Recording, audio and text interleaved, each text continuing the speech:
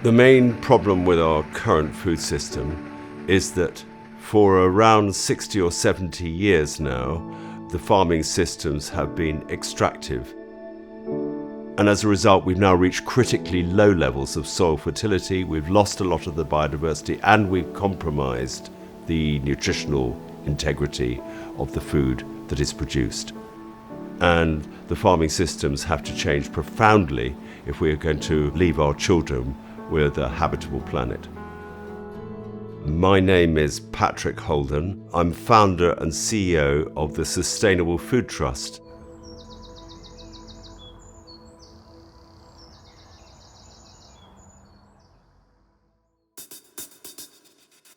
If you ask most people on the street, oh, what do you think about eating meat?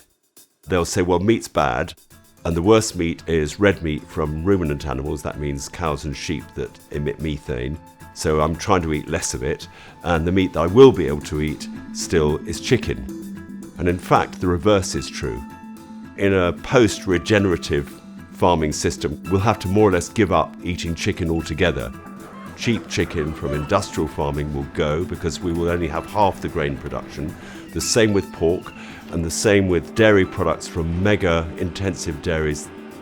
Whereas grass-fed red meat from cows and from sheep and from dairy systems like the one we are practicing here, that can continue to form a significant part of your sustainable regenerative diet in the future. Now, most people don't know that. There's a vast amount of confusion amongst the public about what people should eat to be sustainable and healthy.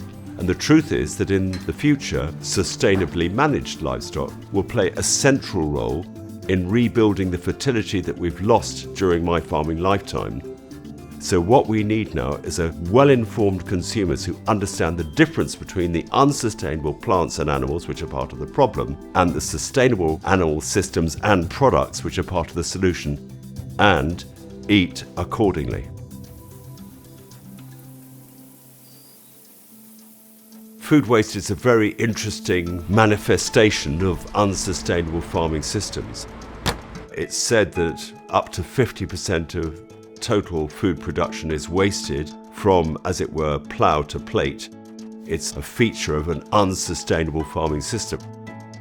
We used to be carrot growers here for around 25 years, supplying the supermarkets, and the grade out requirements of the supermarkets were so stringent that we used to have to throw away 50% of the carrots we grew.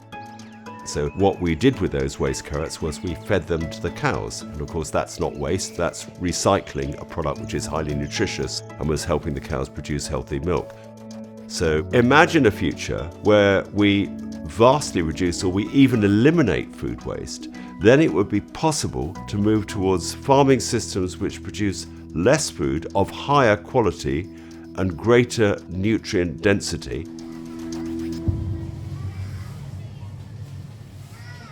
I think malnutrition is a growing problem, but of course it's a subtle issue because half the population is overweight or obese and the other half are suffering from various kinds of nutritional deficiency.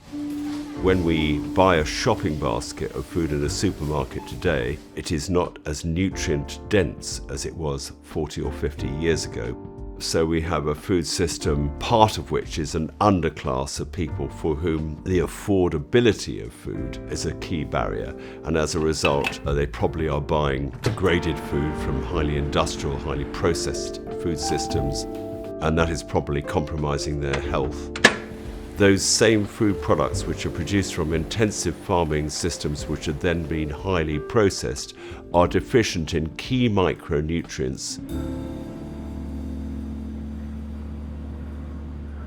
We currently live in a world where there is international food trade and a low degree of food security, because if there was a sudden interruption, as there was, of course, during the Second World War, because the Germans were sinking all the convoys with the U-boats, it became very difficult for us to maintain those supplies of staple foods.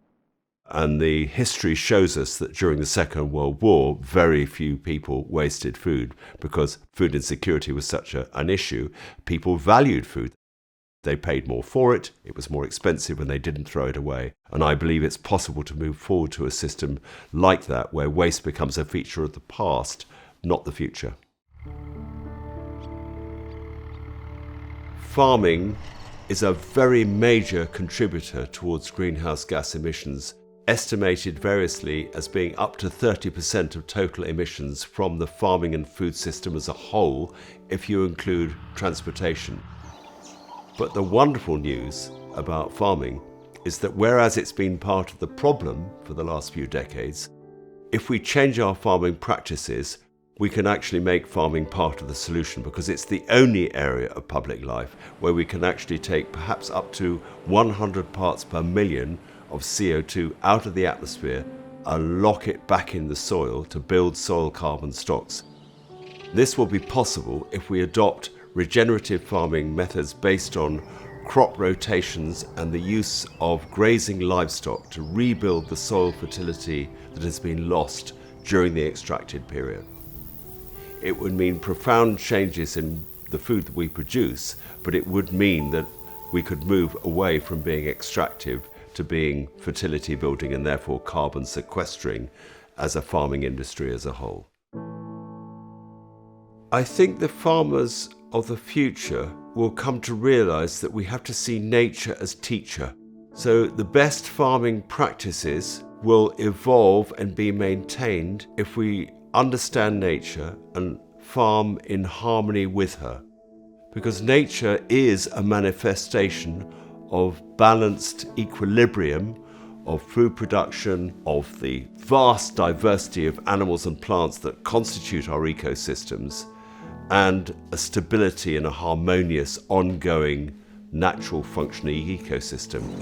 And the question is whether we can shift to regenerative farming systems at scale, global scale, in the time available, which is probably 10 to 20 years, to avoid irreversible climate change. The vast majority of the habitable area of planet Earth is now farmed. So if we want to ensure that the planet is habitable for future generations, we have to change the way we farm. Farms have been part of the problem, but through changes in farming practice, we can make them part of the solution.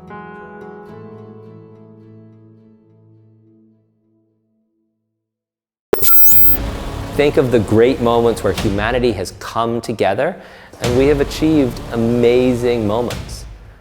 This is not a country going to the moon, this is a world coming together to solve a global crisis that will affect everyone. In its heart, it is a simple question. Can regenerative agriculture feed the world? And the answer is yes. The scientific bodies agree our current one will not work with a growing population. Humanity is complex, and our food systems are complex, and it is a hard and trying transition to make. But it is one based on better outcomes for everyone. Hi, I'm Alexander Gillett, and I am the co-founder and the CEO of HowGood. I grew up in a lot of countries. When I was living in the Maharashtra Valley of India, I got my first real experience into the production of food and the way that it impacted people's lives. The scale and the reach of our food system has stayed very present in how I think about the world. Conventional agriculture is the cause for 30% of global carbon. And in a system that could actually be sequestering carbon, that just shows you how backwards and disrupted our food system is. The UN has said we have till 2050 before we have a complete collapse of the majority of our agricultural land because of the degradation of soil. If we do not switch to a regenerative agricultural system, we will be in trouble as a species and as a planet. So we have to improve the food system. We've brought together the largest database on carbon, biodiversity, and labor impacts of the food system to measure their impact. We have the largest distributors in the world, the largest CPGs in the world, the largest grocers in the world, all a part of it. The data set is just truly unique and helps the people on the ground know what their impact is and also see the path to be able to fix the system. So we noticed an enormous amount of data inaccuracies within a lot of the current systems that are being used. Normally it's due to oversimplification. When you're looking at a large-scale system like this, the quality of the data is paramount. We're looking at greenhouse gas emissions, biodiversity impacts, water, we're looking at soil health. We want to take that nerdy data workload off the plates of every individual company and make it their job to fix exactly what's happening on the ground. The data's available. It's not expensive, it's easy to access.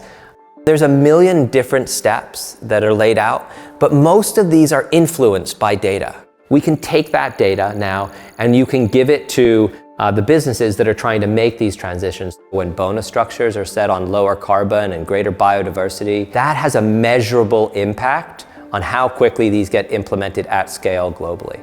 And then countries on top of that can also create regulations and tracking that help support that entire shift. Sustainable, it's a midway point. It means that things are going to stay the same. And regenerative is just the other end of the scale. It means things are improving.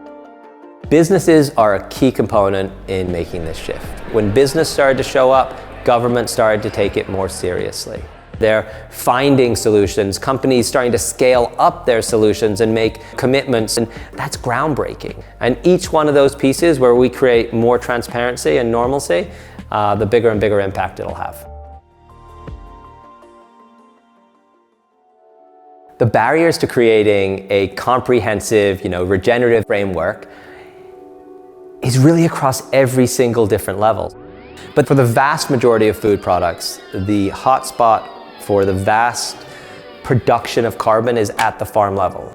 The inputs, the pesticides and the fertilizers and the fungicides, the different farming methodologies, so all of these pieces impacted, and there's no silver bullet. If we solve carbon, but we decimate biodiversity, our food system will still drop off. If we solve carbon and biodiversity, but we create, human atrocities, it's not a just system and it's not a worthwhile endeavor. So we have to work within that natural framework to actually create a better, more holistic system for everyone. When you're switching from a conventional practice to a regenerative practice, you have a 5-year dip where there's actually a fall off in yield. So we have to do what we call filling the dip. And so it's pivotal that within each of these systems that they're starting to reward these changes. There's an enormous number of financial opportunities for farmers who are looking to make this shift. They're different in every country, they're different with different crops. A lot of companies are trying to also support this by committing to buying those crops once they are regenerative and at a better price point, from one farm to another, from one purchaser of those ingredients to another, all the way up the supply chain and all the way down the supply chain. Companies are able to certify for regenerative practices, and every consumer in the world going to purchase a good has to stand behind the values and the world they want to live in. We're looking at it as a holistic system, and we're moving towards a unified understanding. There is no question, if we do not switch to a regenerative agricultural system, we will be in trouble as a species and as a planet. So we have to improve the food system. It's not can we, it's will we, and that's all of our responsibility. How complex are global food supply chains? Very. We tend to think of global supply chains as a straight line from the farm to the consumer. Supply chains are a web of actors that are producing your inputs, your tools, and then of course the farmer who's producing the crop, warehousing, transportation, processing, branding, packaging, and then finally retailing and the consumer. Last year, we really stepped up our efforts in terms of identifying concrete ways that we can decarbonize across our supply chains, in particular using nature-based solutions to feed the growing population of this planet and to meet the food security and the nutrition needs of our population.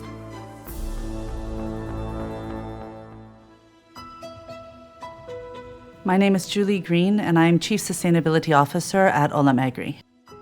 Olam Agri's mission is to transform food, feed, and fiber for a more sustainable and food-secure future. Underpinning sustainable agri-food systems are healthy soils. There are amazing benefits to the technological advances that we saw during the 20th century. But unfortunately, these advances came with some detrimental impacts to soil health as well. So today we need regenerative practices that incorporate more natural systems, that really blend the best of traditional and conventional practices.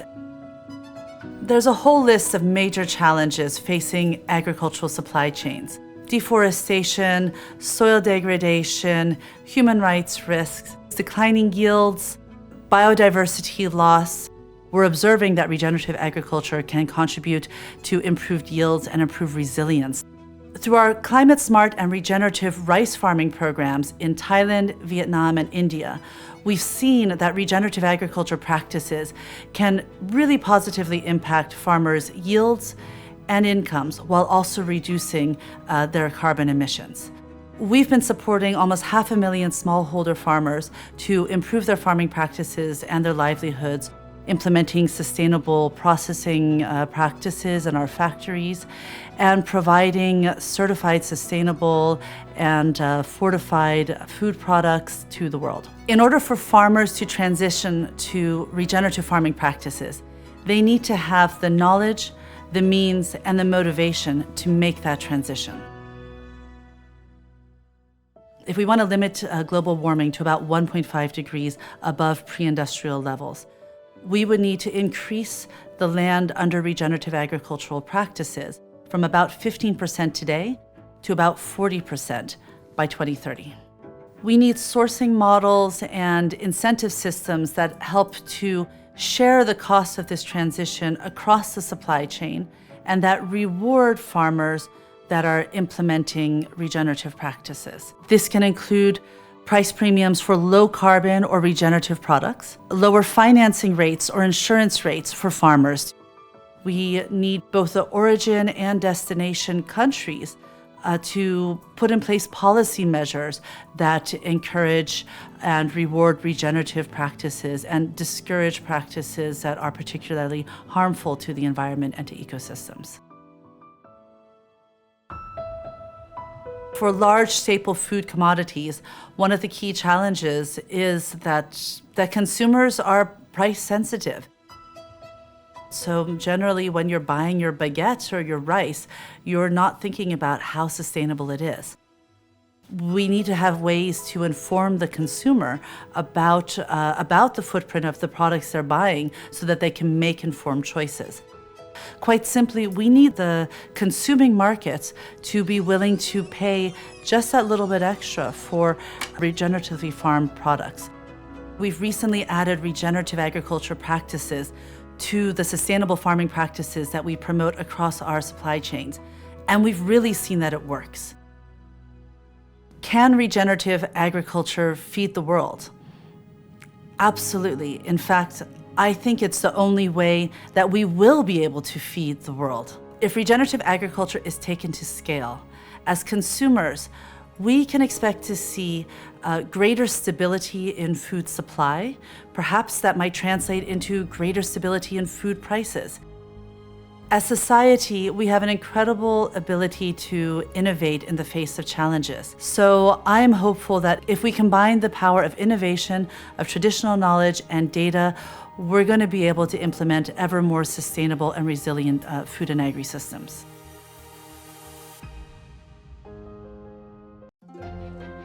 Farming represents over 50% of inhabitable land area on planet Earth. Having nature back into the heart of that food production will be transformative in so many ways. We'll have clean waterways, we'll have carbon locked up in the soil, and we'll have healthy people working on the land as well as those who eat the food. A regenerative system which produces food in harmony with nature, but also delivers for animal welfare, our own health, societal benefits. And that's really where the opportunity we have is. It's one of the the few industries which at the moment is part of the problem, but has the opportunity to totally turn itself around and become part of the climate, nature and health solution. What's preventing us from moving from the more industrial farming systems towards regenerative alternatives? If we can unblock those barriers to change, it would be absolutely transformational for the history of humans. Agriculture has really been on quite the journey over the last 100 years. Before the First World War, two German scientists, Fritz Haber and Karl Bosch, were chemists working to produce bombs.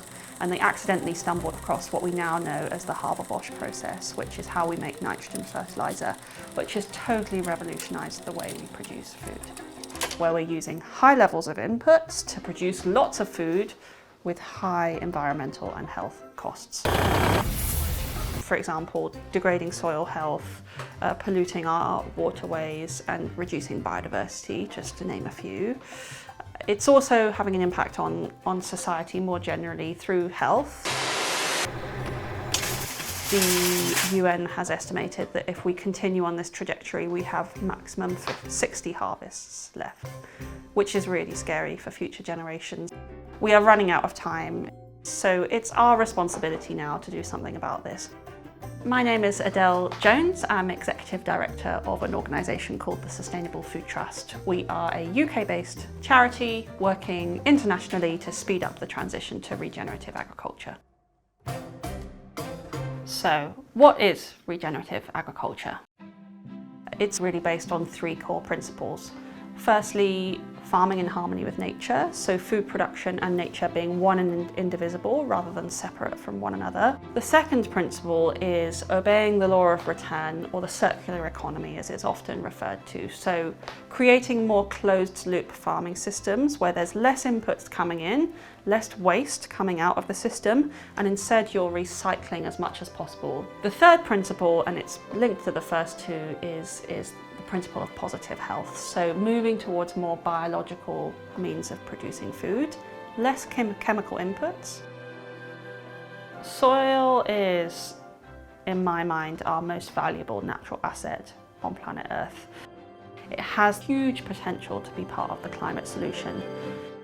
But when you're implementing certain practices on your farm, like very deep ploughing, or worst case, using a herbicide, you're effectively creating dirt with no life in it. There are a number of practices that farmers can implement which will help the soil regenerate, help nature thrive, and help farming ultimately become part of the climate change solution. Minimum tillage or no tillage, which basically means less ploughing of the land, means that carbon can remain locked up in the soil. Rotations, where you might have only been growing 2 crops continuously for a number of years, where rather than relying on nitrogen fertilizer to keep giving the crop all the nutrient it needs to grow, you restore the soil naturally through a period of rest. To make money off that rest period, you could graze animals, which actually have the impact of speeding up soil fertility building anyway. Contrary to often what we hear in the media today, livestock actually have a really, really important role to play in regenerative systems. Animals speed up fertility building. So another practice is to maintain as much possible living plant material in the soil at any one time. By putting in what we call a cover crop on the winter, it means you're locking that soil in place with roots. It literally binds it in place. What challenges do we face in achieving global adoption of regenerative agriculture? So one of the most common critiques we get is that regenerative farming is not going to feed the world's rising population. At the moment, the global food system focuses around 4 key commodity crops that feed the majority of the population. We need to change that. We need to all start eating a much more diverse diet. The biggest barrier we face is financial. At the moment, the money is telling farmers to produce as much possible food at as low as possible cost. Don't worry about the environmental and health implications. There is such an opportunity here to shift the finances towards a truly regenerative model, where we're rewarding farmers for the positive benefits they're providing society, to the environment and public health, things like soil health, water quality, and at the same time providing that higher level of regulation which starts to disincentivize the practices which are causing harm. That isn't just up to people who buy food or eat food. It's really up to the companies that control these supply chains to start sending signals to farmers which makes them believe they can grow a greater variety of crops and have somewhere to sell them to at the end of the day. Data is going to be critical to the agricultural transition. Without data, we can't really understand where future finance should flow through to agriculture. We have been working with farmers over the last 8 years to design a framework which measures farm-level sustainability in a common way. It covers the economic, environmental and social elements of farming, and it's really been designed in such a way which helps farmers understand the journey that they can go on, as well as companies, governments, using that data to drive finance in a new way. Collaboration around the transition to regenerative agriculture is absolutely key. Companies, governments, individuals, farmers cannot do this alone. I'm always so inspired by every farmer I meet, and for me, they're the reason why I do this. It's humbling to see how hard they work, but also how quickly they could be part of this solution. We can produce enough food for even a growing population with regenerative agriculture, but everything has to change, and I think that's the opportunity in front of us now.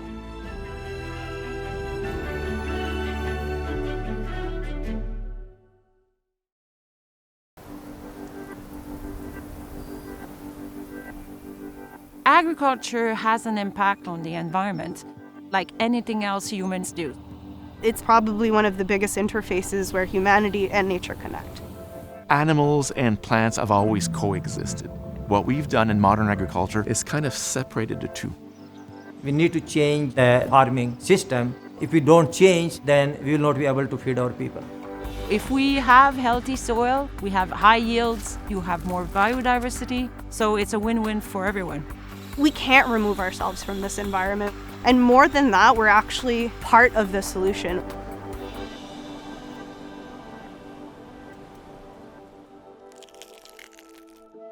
The majority of our food comes from 12 inches of soil. For the past 60, 70 years, we've lost a lot of productivity in our soil.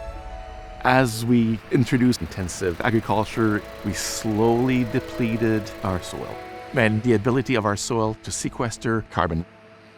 We need to find different ways of farming to make sure that we're protecting the environment and make sure that what we're doing is sustainable long term. The core purpose of the Farm of the Future is for us to investigate and understand the benefit of regenerative agriculture, to find new ways of producing potatoes and actually improve yield and quality by working to integrate nature in our process and try to limit our emissions of greenhouse gases. The beauty of potatoes is that it's a crop that's extremely nutritious. It provides not only good source of carbohydrate, but also of proteins and minerals. It's the third most important crop after rice and wheat for human consumption. So it's important that we continue to farm potatoes in a way that we can farm it for the future. One of the catalysts of the project was a study that McCain conducted about 5 years ago to try to understand the impact of climate change on potato production. We're seeing crop failures. There's big swings in yield depending on year, which is caused by the weather and the climate. In New Brunswick here, and especially in the past few years, we have a lot of intense rainfall. When it rains a lot, the significant amount of your soil is washing away from your field. And the top layer of your soil is very important because this is where there's more nutrient, there's more organic matter. Having a healthier soil really helps us be able to take some punch and be resilient. If you have a healthy soil, you have a healthy crop. Regenerative agriculture is about how do I foster a healthy ecosystem. So instead of just taking nutrients and taking resources, we actually integrate and put those resources back into the soil. And there's a variety of different ways that we've been doing this in the past. A lot of these techniques are not new. For example, cover cropping or integrating livestock. This is something that has been part of farming since the very start. We wanted to increase the biodiversity. If you plant cover crops, you can increase the population of beneficial bacteria. You can improve your water infiltration. They can protect your ground from any kind of soil erosion. Yesterday, we planted our potatoes. See how good soil structure we have, and our soil is not compacted at all. If you see a lot of earthworms in your soil, that means your soil is perfect. By this organic fertilization, you can cut in your synthetic fertilizers. So we have cut 15% in nitrogen, we have cut 40% in phosphorus, and around 50% in potassium. A typical grower, they plow their field, they don't plant these cover crops. This is our control field where we have not planted any cover crops. So this field is more compacted, and here you don't see any earthworms. We want to show this to our growers that if you implement the regenerative practices, you can improve your soil health very quickly. As you walk around the farm and look at what we're doing, you'll find that our tractor are a little weird looking. When you're rolling equipment on the soil, you will always compact it. What we're trying to do with controlled traffic is limit the amount of the soil that is impacted by compaction. Compaction is just change everything. The plant roots don't go as deep. There's not as much oxygen, and the water tends to run out. So it means also in rolling landscape, more soil is leaving your field. Controlled traffic farming means the soil is fluffier, there's pores, the water percolate through it, so it will improve your biodiversity and your nutrients and the plant's health. We're also introducing a lot of technologies to make sure that we're using the right product at the right time for the right purposes.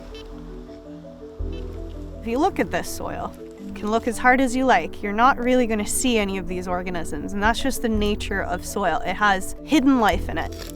But what you can do is extract DNA using this technology called DNA metabarcoding. Soil is thought to be one of the most diverse terrestrial ecosystems that we know of, so this tiny tube will have quite a lot of life in it. There's 3 large groups that we're looking to examine: bacteria, fungi, and animals. These soil microorganisms are key to locking that carbon into the soil. We can take advantage of all of this technology and get a better understanding of what lives there, and then use that information to get an understanding of, is this management practice actually helping soil health? One of the big objectives of Farm the Future is to really create the science, create the practices, and extend that knowledge to growers. So making sure that growers within the McCain world start implementing those practices as easily as possible. Right now, we've established 2 Farms of the Future, one here, one in South Africa. The practices that we do here are very local, but the principles are really global. The idea is for us to cover globally our needs by establishing only a few farms and make sure that we cover all of the ecological system to bring the technologies and practices all around the world. With the Farm of the Future, it's the scale of it that is very unusual. So it's a wonderful project to be part of. It is very important for us to find a way to bring back as much diversity as possible in our production system, in our environment, to make sure that we've got clean air, clean water, and a climate that we can live in and prosper. The piece that we've been missing is, how do we give back soil organisms what they give us? And how do we enter into this mutually beneficial relationship? And once we kind of crack that, we unleash this sustainable food system that we're all looking for.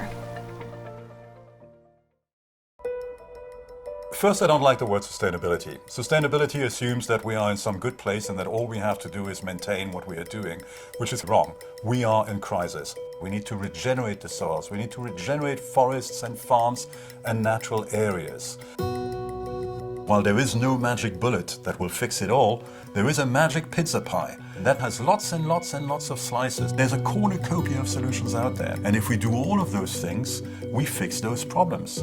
Biodiversity is like a rich embroidered cloth. You can pick holes in it. You can take away a thread here and a thread there. It'll look increasingly ugly.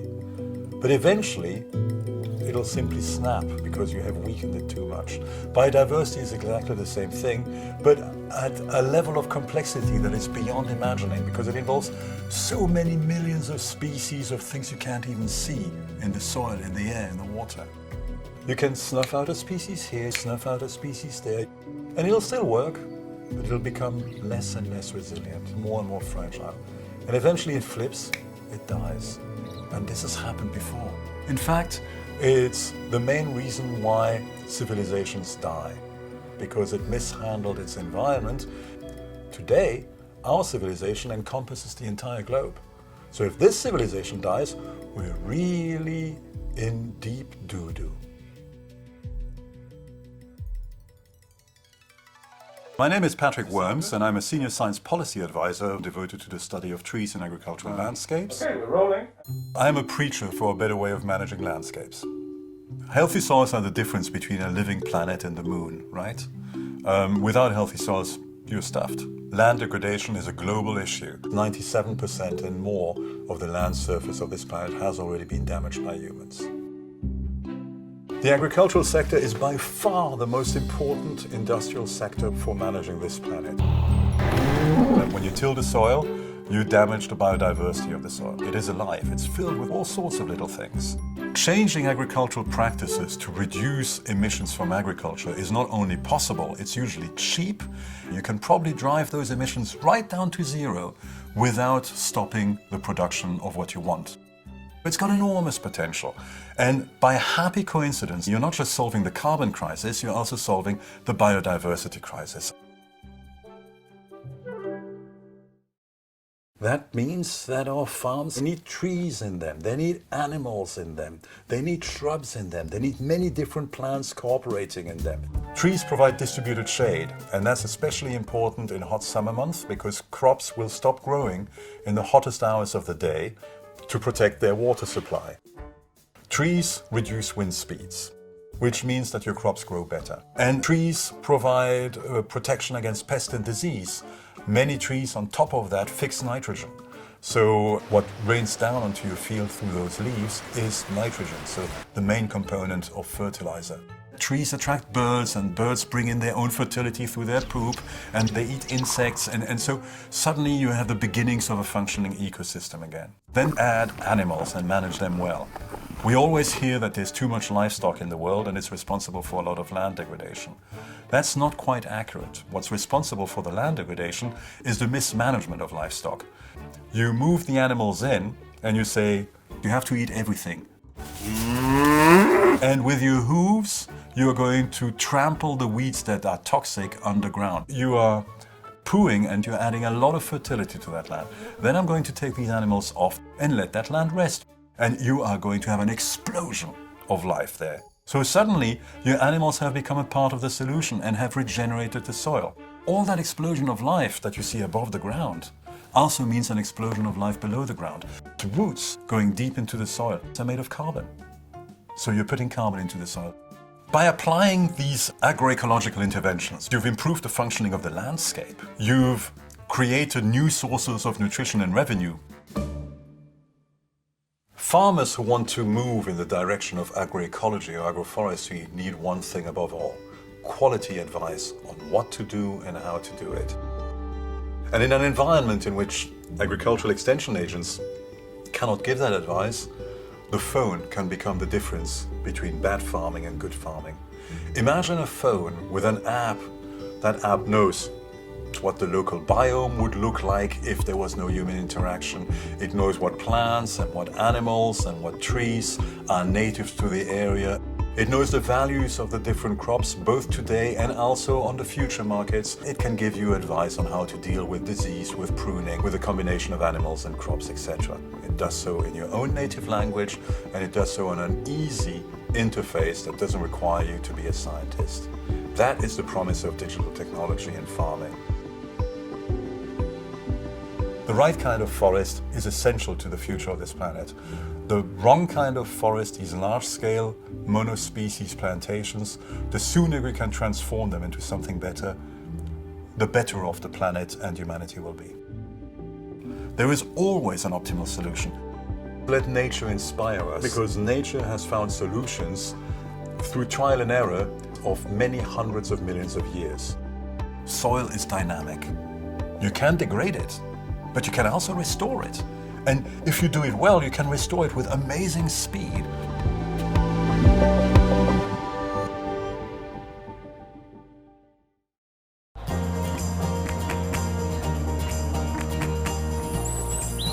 I never thought I'd actually like farming. I had no idea when I came back that this would be the direction I went in. I actually used to work in banking in London. So it's as surprising to me as anyone else that I'm now running the farm in the way I am today. I've been back on the farm for 9 years, and in my blood is this want to bring nature back into the land. And taking a farm that was a very traditionally run unit and changing it into the mixed agroecological one you see now has been quite an exciting journey. We have to build nature back into our system of farming to change how production on a large scale is done across the UK and also globally as well. I'm George Young. I farm at Curtis Farm in Fobbing in South Essex.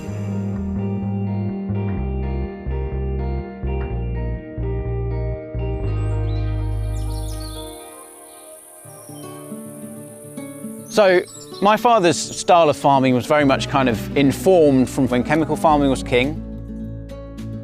I can't blame my father for running the farm the way he did. And it's not just as simple as saying it's because we've got an older generation still farming, because there are actually lots of new generations of farmers coming in who are still carrying on older practices.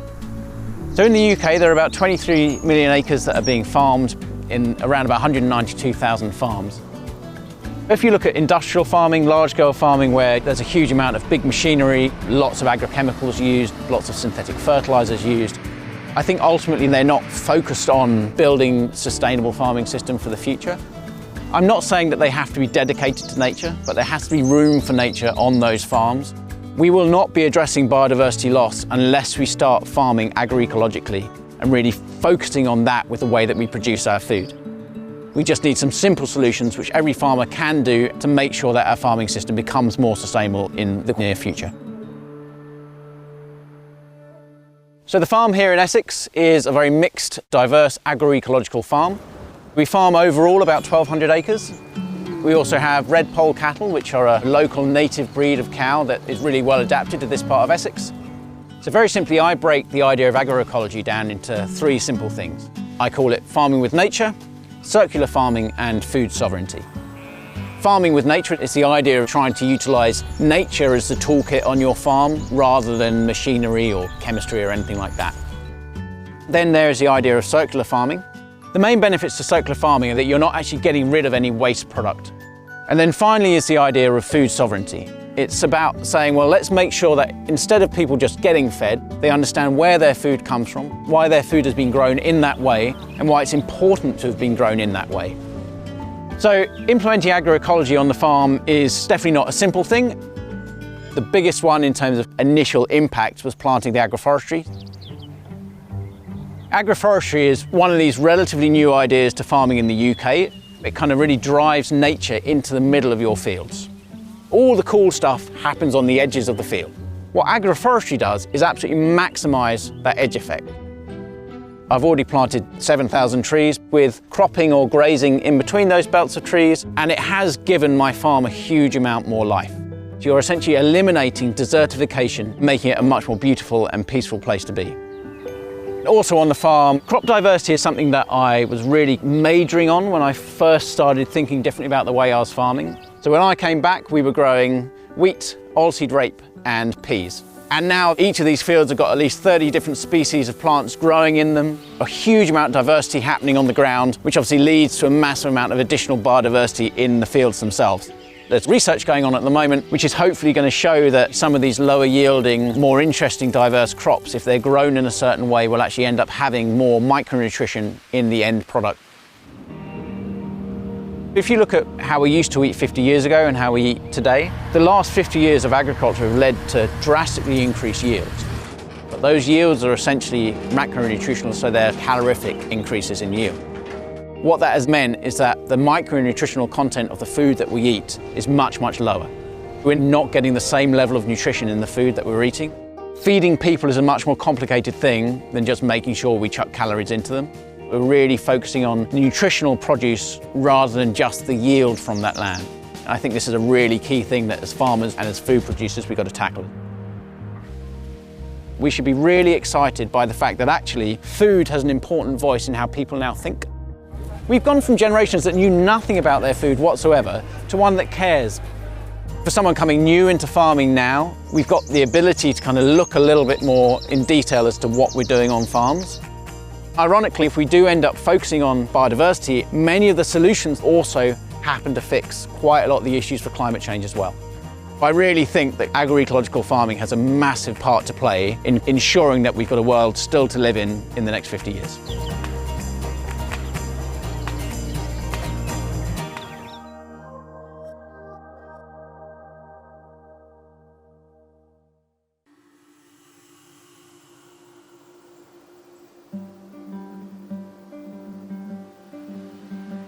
More than 75% of Earth's land areas have been substantially degraded, undermining the well-being of 3.2 billion people.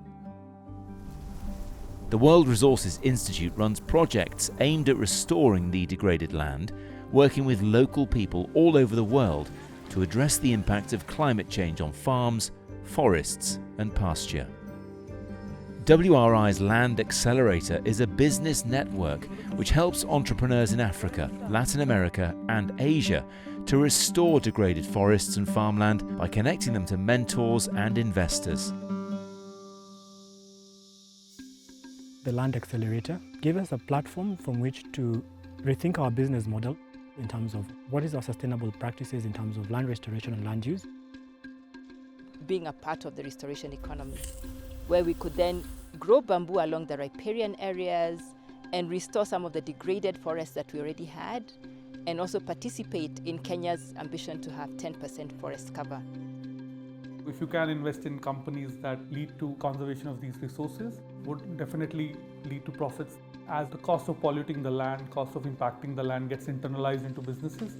The restoration economy then made a lot of sense because the small-scale farmers who own a lot of the land that is required as a restoration space could then make money while doing good. In Latin America and the Caribbean, WRI's Initiative 2020 is aiming to protect and restore more than 50 million hectares of land across the region. In Nicaragua, they're working with small-scale coffee producers to rehabilitate 2,000 hectares of degraded land. Queremos apostar hacia un modelo en el cual los niños desde ahora puedan adquirir una conciencia distinta a la que se tiene actualmente en el manejo del medio ambiente. El cambio climático no puede ser abordado desde la manera en que tradicionalmente lo han hecho nuestros pequeños productores. Nosotros tenemos que apoyarlos para que este proceso de adaptación sea un proceso en el cual puedan crecer como familias, como seres responsables hacia lo que hacemos con el medio ambiente. Bueno, en primer lugar, hemos aprendido con la atención que le han dado a aprender a manejar el cacao, lo que es poda sanitaria, poda, levantamiento de sombra en la poda, el café, el cacao. Y otra cosa que hemos recibido talleres de lo que es la fermentación, que cómo se fermenta el cacao para vender mejor calidad, ¿verdad? Para no regalarlo. Es que nada sirve, yo puedo poner solo bosque, ¿verdad? Maderable, pero hay una forma de reforestación que también se reforesta con lo que es alimenticio. Tenemos cítricos, pivalles, otros, etcétera, otros frutales que son alimenticios para uno y tenemos que reforestar con ellos, porque al mismo tiempo estamos reforestando y estamos alimentándolo. Temas agroforestales que no solamente mejore la calidad de taza de su café, sino que también contribuya a generar una masa boscosa mayor. In Rwanda, WRI helped fund ARCOS, a network of women-led cooperatives, to grow more than 40,000 trees, improving crop yields, increasing food security, and contributing to Africa's commitment to restore 100 million hectares of land by 2030. duhinga uko twiboneye ariko aho tumariye guterwa inkunga n'umushinga ARCOS twahise twigishwa uburyo tugomba guhinga kijyambere tukabona umusaruro ndetse tukiga no kwizigamira n'ibikorwa bamaze kuhakora ugiye ukareba uraza kugenda urebe ahangaha hose urabona hari ibiti, hari imirwanyasuri, urabona hari ibyatsi bituma ubutaka bwabo butagenda. Uraza kubona ko hari ikintu cyahindutse, ariko igishimishije cyane ni guhinduka mu myumvire y'abaturage. Usanga ari ibyo bikorwa babigira ibyabo, ugasanga ni igikorwa koko bakora ubona nabo bishimiye ko kizabagirira inyungu. Atari uko ari umushinga ku buryo unagiye ubona icyo ashoboye yagikora. Rero rwose n'abaturage aho duturanye usanga hari impinduka ku buryo bavuga ati nanjye nzatera igiti, nanjye nzatera igiti, nanjye nzatera igiti. Intego ni uko twese tuzabungabunga ibidukikije, ubutaka bwacu ntibwongere kugenda. It's been a great opportunity. Claro que es una forma ya de trabajar con nuestro medio ambiente, porque esa es la lucha de nosotros. Tubaho neza, turya neza, nanone kandi hakazamo ikindi cyifuzo ni ikintu bita gufatanya. Urumva icyo ni ikintu utakora uri umwe, ariko ntabwo wabikora. Nk'umuturage ntiwagikora, na leta yonyine ntiyagikora. Hakenewe ko dufatanya.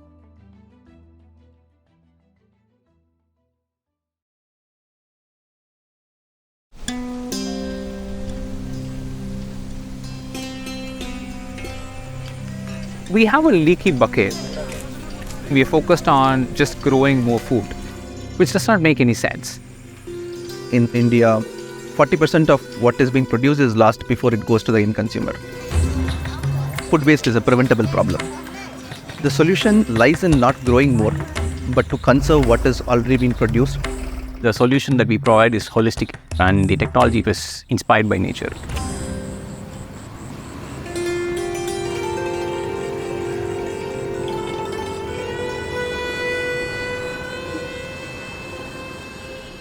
In developed countries, there's an extensive amount of cold storage and cold separation already available. But in developing countries like India and other parts of Africa and Asia, cold storage is negligible. We have developed shelf life extension sachets that contain several plant extracts and plant polymers. Our product can extend the shelf life at room temperatures 40 to 60% during transport and storage. We're able to significantly cut down the carbon footprint. I'm Deepak Rajmohan, founder and CEO of GreenPod Labs. Fruit is a perishable product. The inherent nature of fruit itself makes it challenging to put it in the supply chain. India is the second largest producer of fruits and vegetables. We grow a lot of varieties of fruits. So for example, grapes that are produced in central India travels to the northeast India, which takes about 7 to 8 days. It has to travel in the ambient condition. And grapes, as you know, is a highly delicate commodity. So we are trying to solve this problem, ensuring that the stock of the grapes are fresh till it reaches the end consumer. I'm Vijay. I'm the Chief Business Officer for GreenPod Labs. Food generally goes off because of spoilage microorganisms. So we identified different defense mechanisms that is present inside fruits and vegetables and the ways of activating it. These defense mechanisms are very similar to a human immune system. They get activated when there's external stress, be it a biotic stress due to microbes and other pests, or abiotic stress due to temperatures and humidity. So we've replicated this communication system into our product.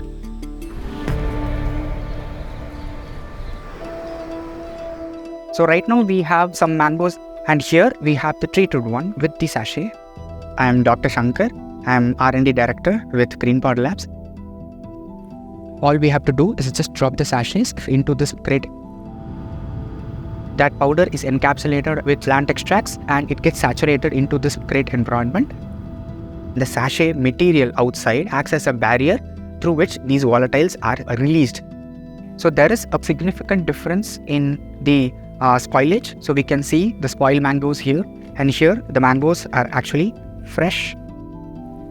So how does the sachet activate the defense mechanism? Fruits and vegetables, they communicate with each other before harvest. When they are with the mother plant, they always get those healthy signals. So what our sachet does is give these signals that the crop receives from the mother plant. And these signals actually activate the defense mechanism inside.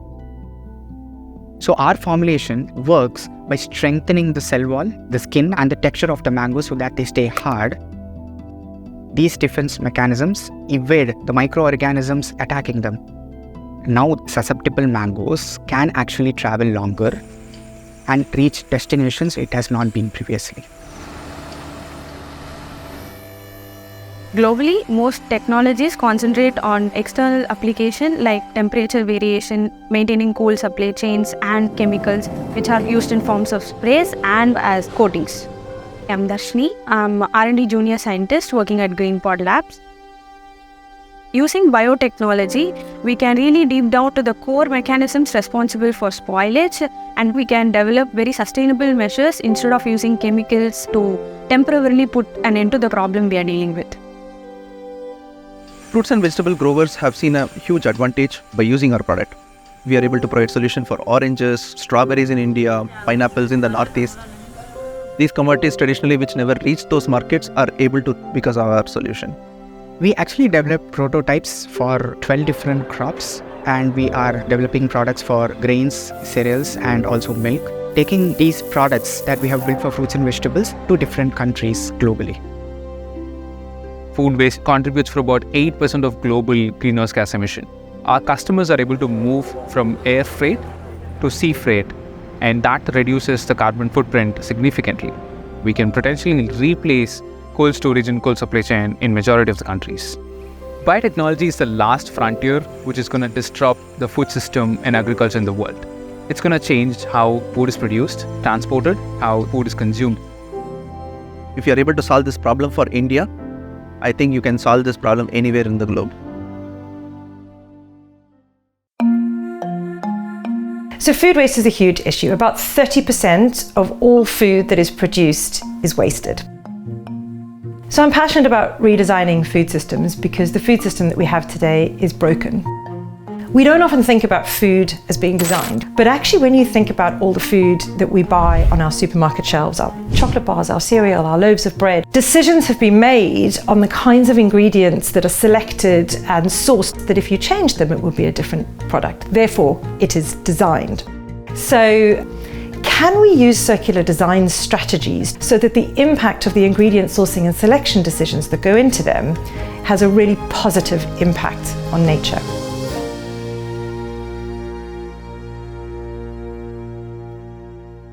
I'm Reniera O'Donnell and I lead the food initiative at the Ellen Macarthur Foundation. So the Ellen Macarthur Foundation is a charitable foundation with a single mission, which is to accelerate the transition to a circular economy. So we work with business, with policy, and with education in supporting a global transition to an economy that is decoupled, where growth is decoupled from the use of natural and finite resources. The system, the way that it's set up in its linear model today, really perpetuates this waste problem at every part. Food waste is a huge issue. It's wasted on farms, it's wasted in transport and cold storage, it's wasted in processing, and it's wasted in supermarkets, and it's wasted in our own fridges. So there's a huge link between food waste and climate change. It's one of those systems that is really ripe for disruption.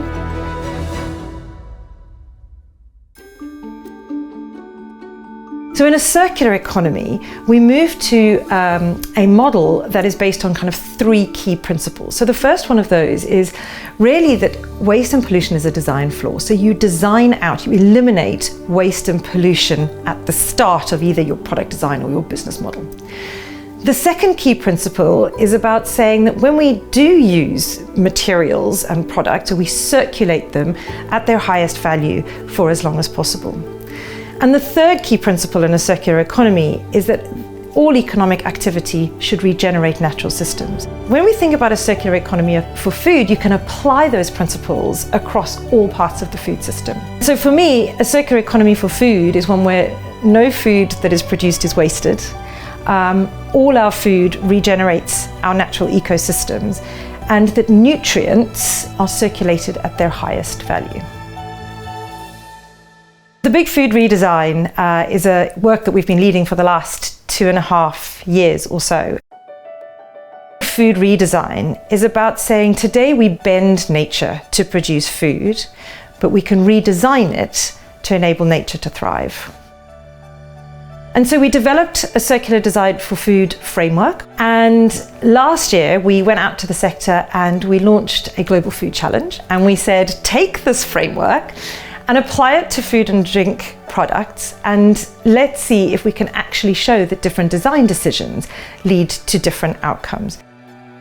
Porkus meatballs are pork meatballs in a jar. The fact that they are ambient, which is non-chilled stuff, means that the shelf life is much longer. So actually there's a lot less chance of this going off in your fridge because it's got a longer shelf life in your cupboard. This is another product that we really love, so Creative Nature.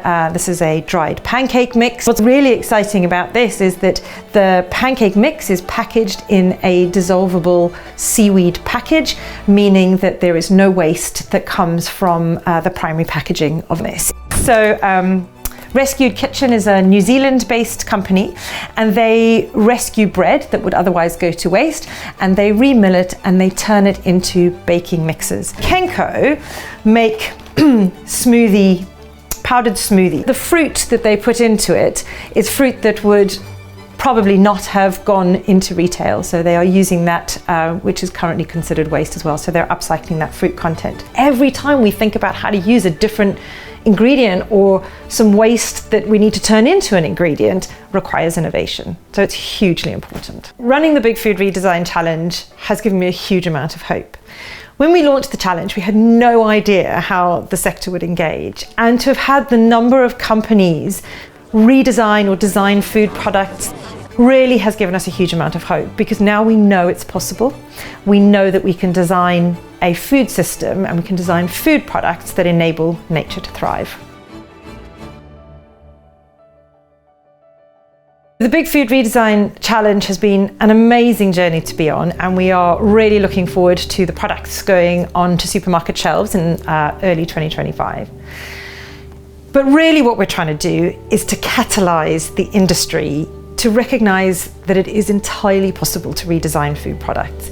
And we really want the world's largest food companies and retailers to build circular design for food into their strategies and action plans. The reality is, as a consumer, you can only change within the boundaries of what is possible. So this is why it's so important that we need to get to scale, and we need large-scale manufacturers to be really designing thriving natural ecosystems into their products, so that we get that sense of scale and the consumer doesn't have to foot the bill.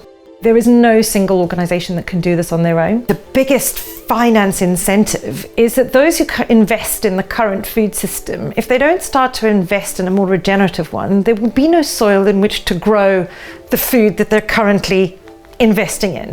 And there's a real opportunity to be at the forefront of that. You know, if you are investing in the food system that will be the dominant food system of the future, which of course is what we're hoping for, you know, early mover advantage on that should be a really good thing. So there's a real barrier there and a real opportunity to upskill and reskill our food designers to put nature at the heart of their food design.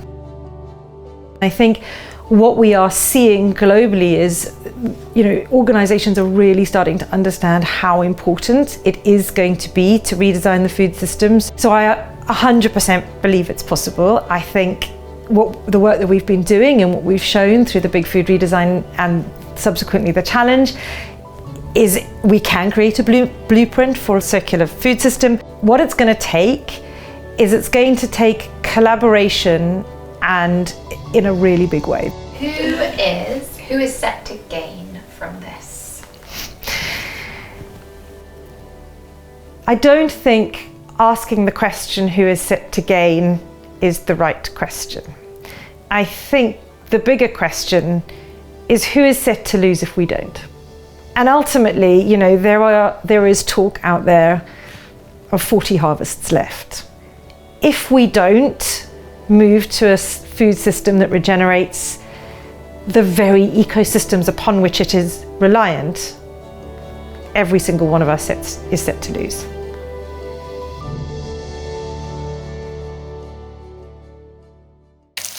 Is food waste an idea that's past its sell-by date?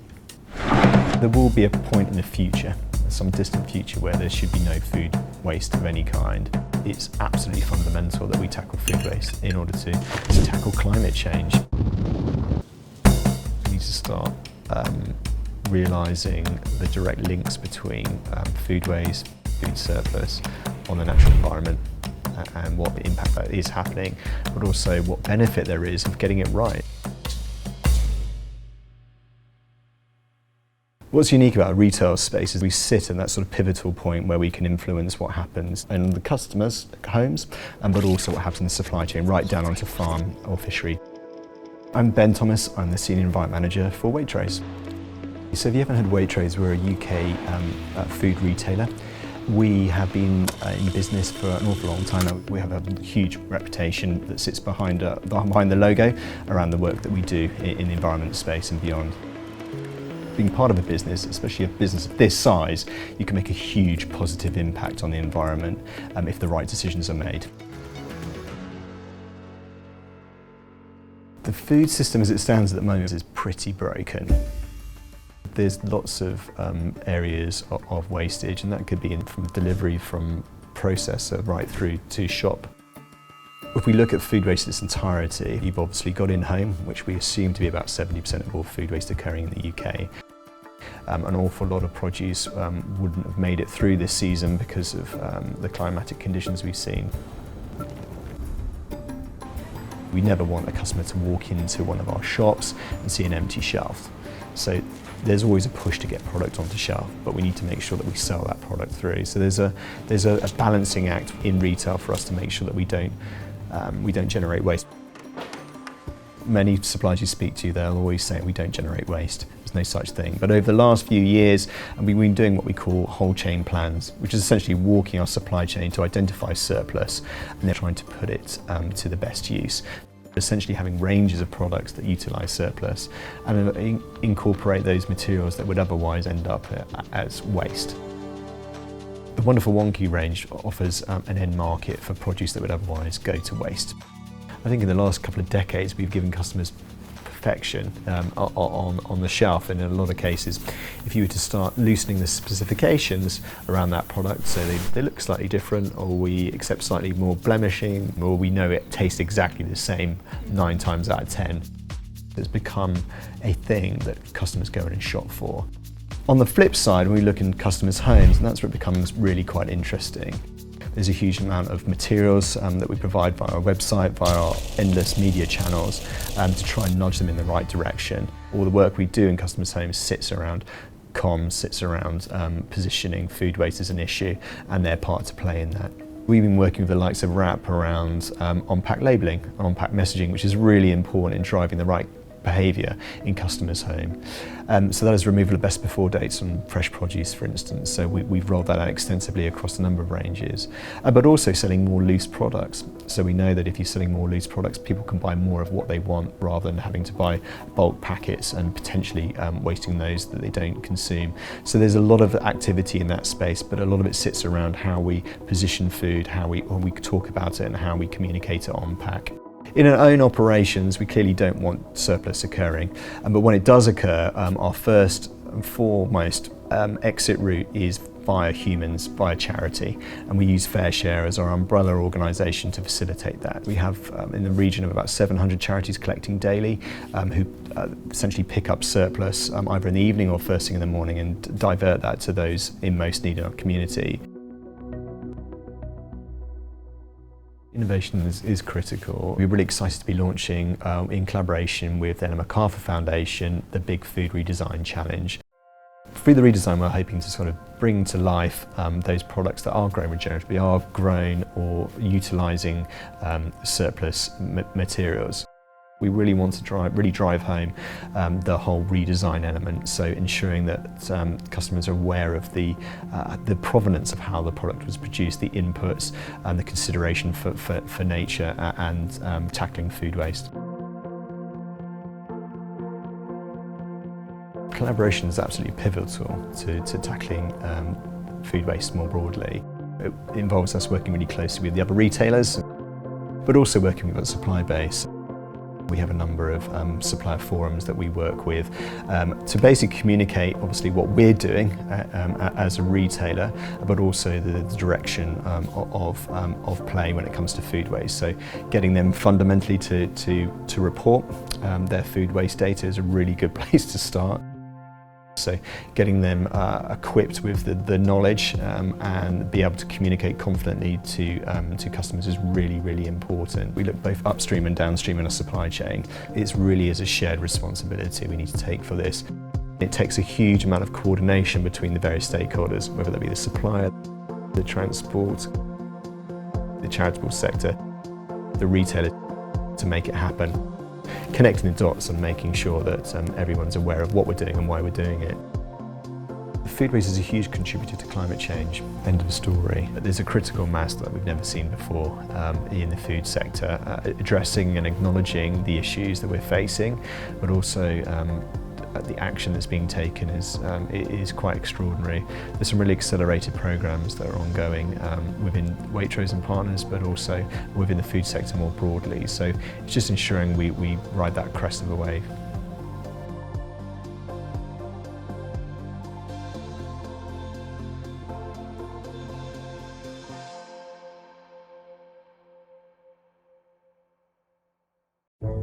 What would a kitchen look like if it didn't have a bin? Is that a possibility? A third of all food from farm to fork is never eaten. Every commercial kitchen is going to waste food as a natural byproduct of the production process of preparing food at scale. But we need an urgent focus on this issue to have a chance of reducing it. We need to challenge the status quo. We need to point the most powerful technology and the advancements that we have at our disposal. And if we do so, I'm optimistic that we could really have a chance of halving food waste worldwide. What's stopping you from realizing the opportunity that reducing food waste presents? I've been with Winnow for 10 years, and honestly, I didn't expect to be curiously looking in bins for that amount of my career. I'm David Jackson, I'm the Director of Marketing and Public Affairs at Winnow. So at Winnow, we develop AI tools to help chefs run more profitable and sustainable kitchens by cutting food waste in half. Food is precious, food is life, food brings us together. That's why everybody at Winnow is bonded in a mission to try and reduce food waste across the whole hospitality sector. Chefs don't have time to manually key in or use spreadsheets or even pen and paper to measure food waste in their kitchens. So we solved that problem with artificial intelligence. Winnow works by putting effectively a supercomputer into the kitchen. The field of AI that we work in is computer vision, so we're teaching a machine to see the food as it's being thrown away in real time. We've banked up over 320 million food waste images from kitchens around the world. We've used that data set to train an AI model to be able to recognize food as it's thrown away. Our AI will then do all the hard work and record exactly what was thrown away, the weight and the cost. And then we are able to give teams insights that we know can materially reduce food waste in these kitchens while doing the right thing for their business and also the planet. So we have a test rig here. We have a plastic in this case, but a piece of corn on the cob that unfortunately has to be thrown away. So it goes into the bin. The system will take a picture, and we call this throw and go. So the user throws the food into the bin, the AI identifies that it's corn on the cob, allocates a cost to that item. We aggregate all of those transactions over the course of service, and the next day the team will get a report that pinpoints exactly where food waste occurred and where they should focus to drive it down. We say what gets measured gets managed. Food waste is just really difficult to measure, and so using technology like Winnow can help accelerate change by giving precise measurement of where food waste occurs and crucially what it's costing them as a business. From a planetary perspective, if food waste was a country, it would be the third largest emitter of greenhouse gas emissions after America and China. That's because when food waste goes into landfill, it creates methane, which can be up to 80 times more potent as a greenhouse gas compared to carbon dioxide. It costs the economy about $1 trillion every year of lost output. With Winnow, we focus on the hospitality sector, where somewhere in the region of $100 billion worth of food is wasted every year. Now you can look at that as a big problem, but we prefer to look at it as an opportunity. Today Winnow is saving somewhere in the region of 87,000 tonnes of carbon dioxide equivalent. To put that into context, that's enough energy to power the homes of a small town for an entire year. And typically a site using Winnow could expect to save tens of thousands of dollars within the first year. Winnow works all over the world with the likes of Hilton, Marriott, Accor, IKEA, in all of their customer restaurants, food service businesses like ISS and Compass Group, and many, many others in almost 3,000 locations. A great win for Marriott and for the fight against food waste came here in the UK just this year. Marriott UK and Ireland announced that food waste had been cut by 25% across over 50 hotels. Winnow works internationally with Hilton Hotels. One notable initiative was the Green Breakfast Project, which aimed to reduce food waste at the breakfast buffet. Almost all hotels have breakfast, and unfortunately it's a source of food waste. We were able to cut post-consumer waste during that just 4 months by over 60%, and that's something that we're now looking at scaling up across the rest of Hilton worldwide. Hilton, in some of their hotels, will have a bin-free Monday, where the team literally remove all of the bins, and the team have to use everything that is in the kitchen. It's a mindset shift, it needs training and culture change. So innovation has a massive role in solving the problem of food waste. And with the advent of technologies like AI, we should be pointing that new power at this really significant problem. I would like to see a future where every kitchen is able to benefit from this type of technology. That we make a material reduction in the food that's being wasted in our restaurants, in our hotels, and the sector at large, and that we inspire the rest of the world and us in our homes to make changes that ultimately see food waste reduced by half, which we so desperately need. Food is too valuable to waste, and we've set ourselves a big goal to be saving $1 billion worth of food every year. Cross-sector collaboration is crucial if we're going to have a chance. We need businesses, innovation, NGOs, and the public at large to come together and collaborate to deliver a reduction in food waste worldwide. The good news is this problem is man-made and it's eminently solvable if we can all come together. Food waste is one of the defining problems of our time. If we're serious about overcoming the challenges that are presented to us in real terms because of the climate emergency, we have to solve the food waste problem. The hospitality sector has a massive role in driving down food waste, not only in commercial kitchens, in restaurants, hotels, but in terms of changing the way that we all think about food. Chefs are tastemakers, and our experience working with brilliant, talented chefs all over the world is that nobody wants to throw food away. And if we give people the tools and the information and the knowledge, that we can all have a material impact on this problem.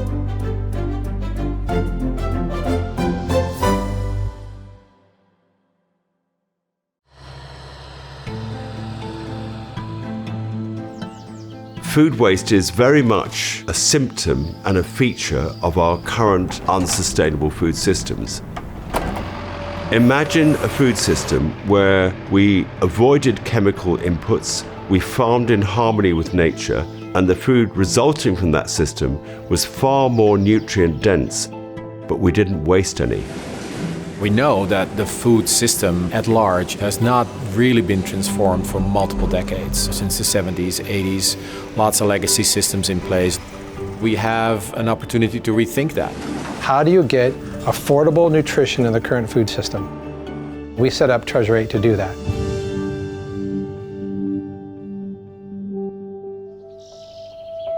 In my old job, one of my colleagues used to say, waste isn't waste until you waste it. And that's really true. It depends on your attitude and the mindset with which you look at those valuable resources. I'm Derek Hendrickson, co-CEO of Treasure 8. Treasure 8 is a regenerative food and ag tech company. We are focused on reducing the cost of nutrition and make it more affordable. According to the FAO, 1/3 of food grown doesn't make it to someone's mouth. So that's about 1.4 trillion metric tons. And if you convert that all into usable food, that's about enough food for 2 billion people. It's a lot. My name is Timothy Childs. I'm the founder and co-CEO of Treasure 8. From the beginning, our purpose has been deploying nutrition for humanity. It basically looks at waste as a valuable resource, so post-processing and post-harvest waste. We plan to process that waste and turn it into value-added ingredients, nutrition for people, but also biofuel to power our equipment, and enriched biochar to improve soil health. The purpose of this plant is for us to pilot and prototype new technologies to lower the cost of nutrition. One of the best ways to actually capture nutrients, especially from fresh foods, is through dehydration. This novel technology allows us to quickly and very low energy with very low off-gassing hold the moisture out of fruits and vegetables and fungi and tuber and all sorts of things and dry all sorts of things, but in a very effective, cost-effective and environmentally impact-friendly way. And at the same time allows us to capture most of the micronutrients, the flavors and the colors inside of it as well. So it's pretty novel. The Mariani and Treasure 8 partnership is a really interesting one.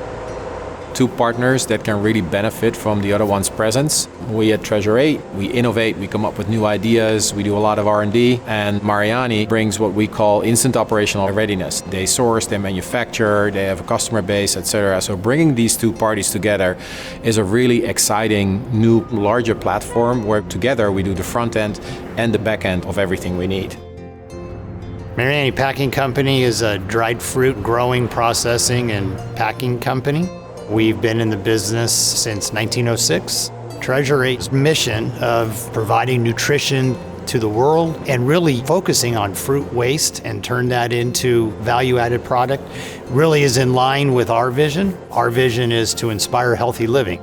For example, it's really interesting when you process food like we do, a lot of times it involves removing either the seed or the pit or the skins. That is where a lot of the nutrition is in a fresh fruit.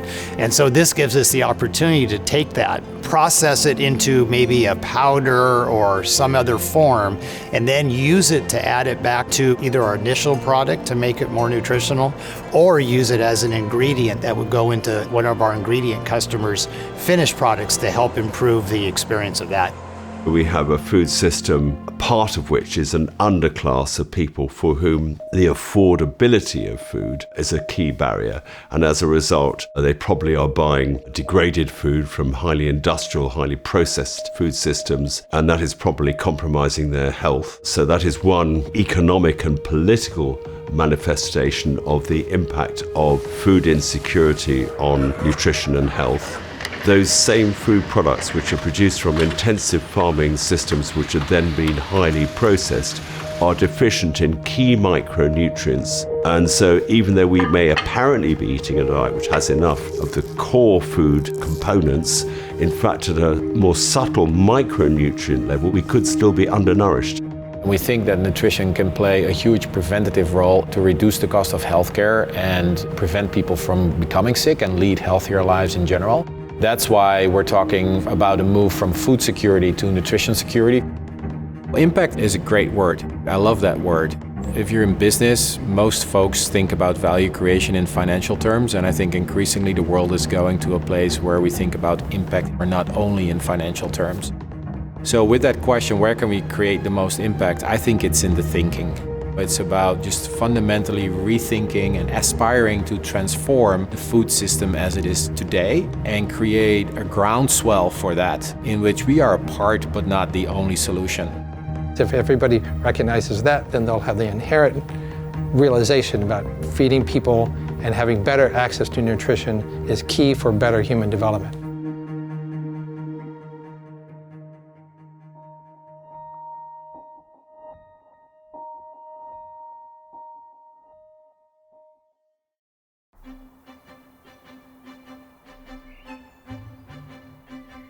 So the food system, at a global level, is just a massive industry built on big volumes, on big businesses, all the way through the supply chain.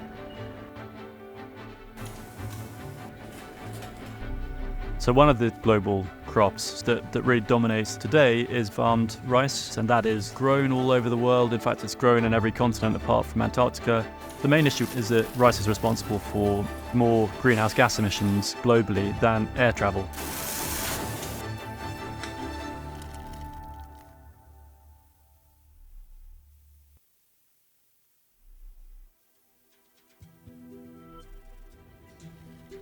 So rice is an absolutely massive global crop, and that is the main staple for 4 billion people around the world, part of their daily diets. It's a part of culture and cuisine, and it's a massive part of food security as a result. Related to that, you think of rice as kind of environmentally friendly plant, and suddenly it all starts to add up, and it becomes clear that actually the rice industry is responsible for a huge part of our global CO2 equivalent emissions. So that's why ultimately I started Nice Rice, is because we want to change the rice industry with a much, much better way of growing rice, better for the farmer, better for the planet. We're starting in India, which is the second biggest producer in the world.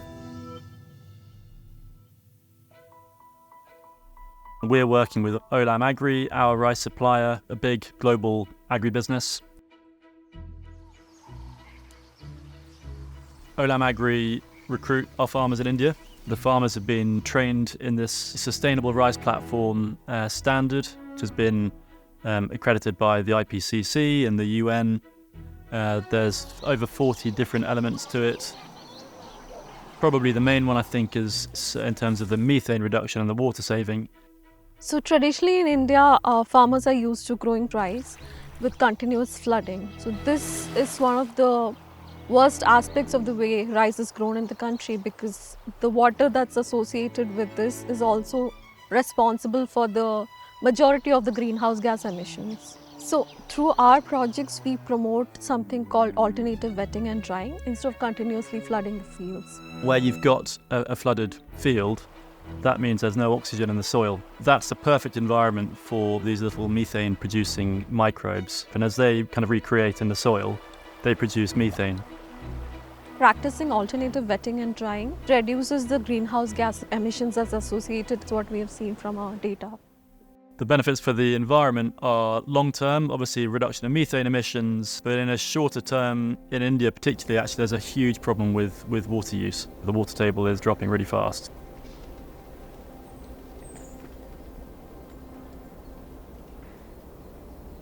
पहले से ज़्यादा मानो नहीं 30% पानी की बचत हुई है। पानी बचने से लगा लो, अगर पानी बचेगा तभी तो हम अपनी आने वाली पीढ़ी को कुछ दे के जाएंगे। क्वालिटी भी बेहतर हुई है और उपज भी पहले से ज़्यादा हुई है। एक पैदावार अच्छी होने के कारण भी मार्केट में हमें रेट अच्छा मिला है। Farmers love it because it's high yielding. And then the second benefit is we're paying a premium price. And then we're working with Olam all the way through the supply chain. We've got full transparency back to the individual farmers and to know exactly what those farmers are doing.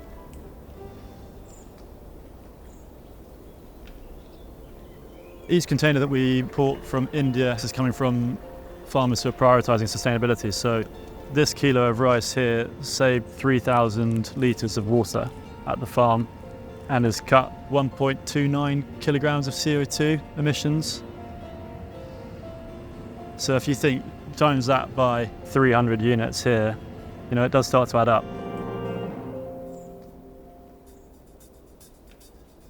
The biggest element of the emissions is from the rice farming. The second biggest component of our emissions is from shipping. We're working with a company called Good Shipping, who are doing amazing work to try and boost the uptake of sustainable biofuels. So we are purchasing those biofuels to offset the emissions from our shipping.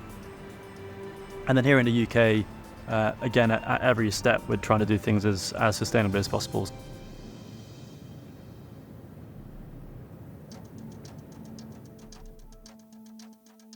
Here you can see some pallets of our ready-to-heat range. So these are all microwavable plastic pouches. This is how about half of the UK eats their rice now, in these sorts of packs.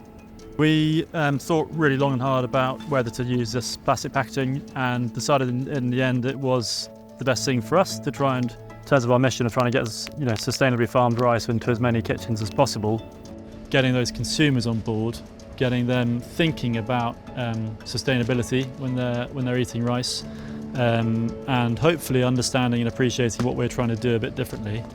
That bit is so important for us as a brand, and ultimately I think really important for us to be able to influence the industry.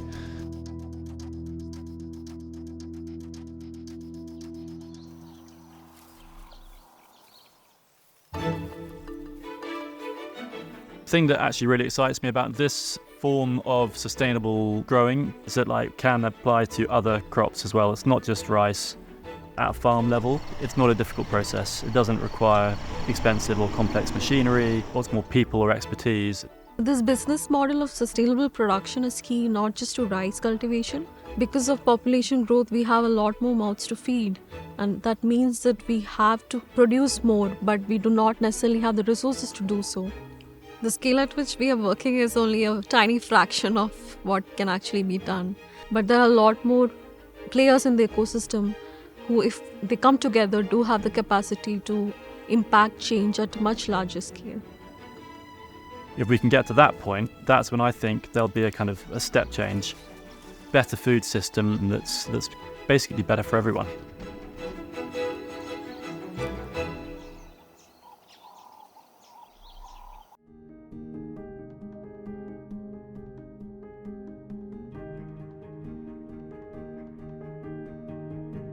Any business operates a balance sheet. The balance sheet represents the assets of the business. On farms, the balance sheet is the balance sheet of nature. The soils, the landscape, the people, the biodiversity. If we switch globally to regenerative farming systems, that is of inestimable value to society as a whole.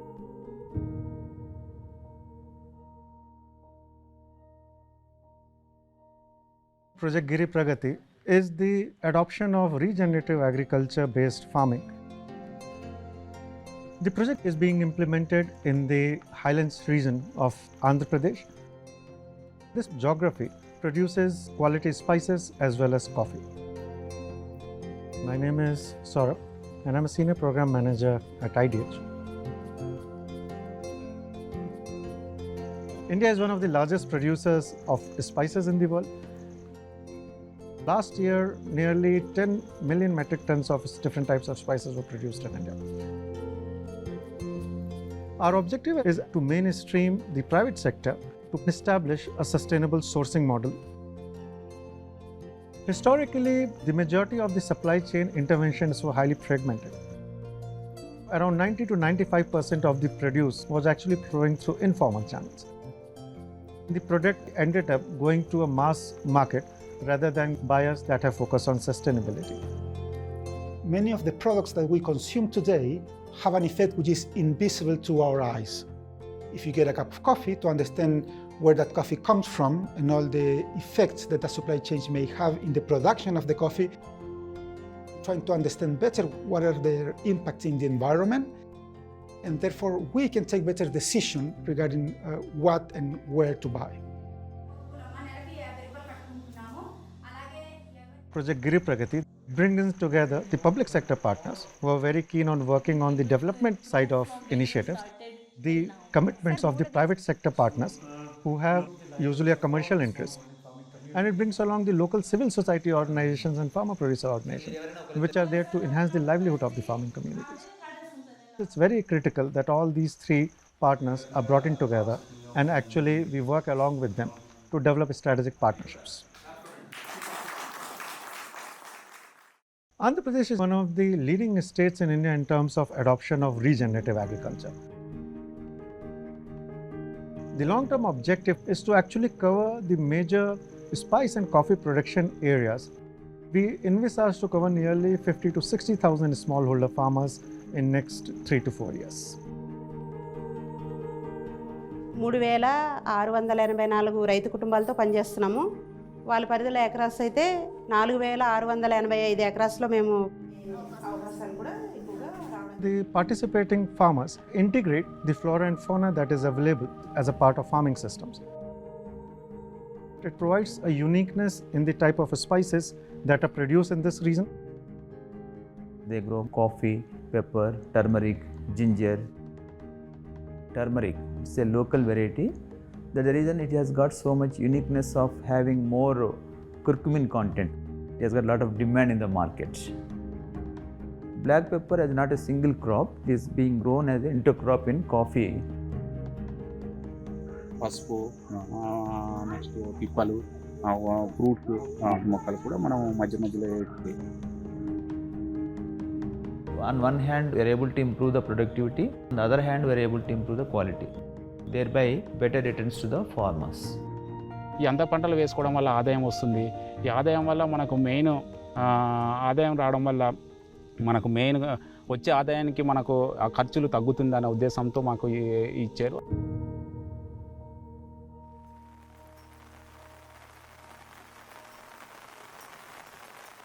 The key benefits of the project has been around improve the livelihoods or income of the farming communities.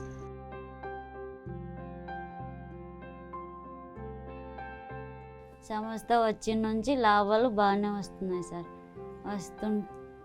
వస్తుంది. అదే ఆ రాబడి వచ్చిన డబ్బుతో మరి పిల్లల్ని చదివించుకుంటూ. Forest and tribals are inseparable. That is the beauty of these tribal farms. Simple, symbiotic with nature, in harmony with nature. A farm is an ecosystem, and the farmer is the steward of that ecosystem. It would be better to develop an internationally harmonized framework of farm sustainability auditing. In future, we can have a common language for assessing the sustainability of all farming systems. The most important and inspirational lessons about improving farming practice will come from a study of nature.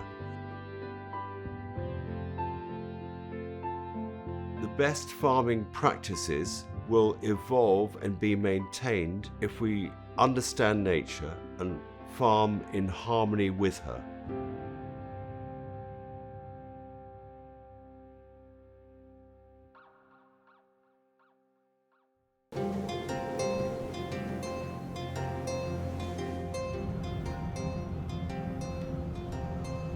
We are now at the moment where there will have to be a global transition away from intensive and industrially based farming systems towards more regenerative and agroecological production systems which will work in harmony with nature. The wonderful news about farming is that whereas it's been part of the problem for the last few decades, if we change our farming practices, we can actually make farming part of the solution.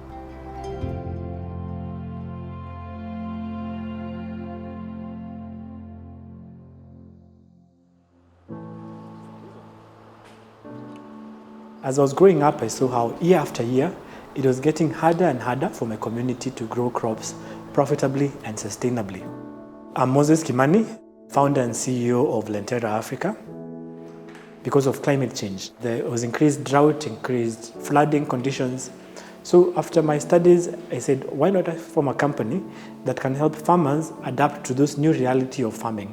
And that's how I started Lentera, with the aim of modernizing agriculture in Africa for the benefit of smallholder farmers. Smallholder farmers are usually a season away from total poverty. More than any other farmer, they should have access to data analytical tools and other tools that will help them adapt to climate change because they are the most vulnerable. Lentera is an agriculture technology company. We enable farmers increase their yields and adapt to climate change. And how we do this is we provide them with satellite-based crop analysis through our precision agriculture service. We advise them on what inputs to use, and we have a focus on sustainable, climate-smart inputs.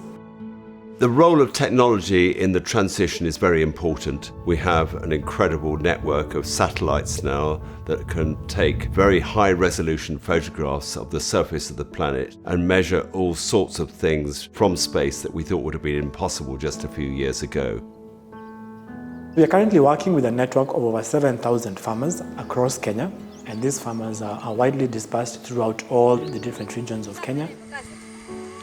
The three main issues which farmers are facing in Kenya today are climate, variation and change. Second one is declining soil fertility. And third, crop pests and diseases. The beauty of what we provide with satellite-based crop analysis is that we can monitor any farm anywhere in the world and give the farmer a report. So we developed the technology in-house. We started off by creating our app called Crop HQ. It's a do-it-yourself process. The farmer will log in, enter his name and the farm location. So the farm location is done using a GPS locator, which can be done through his phone.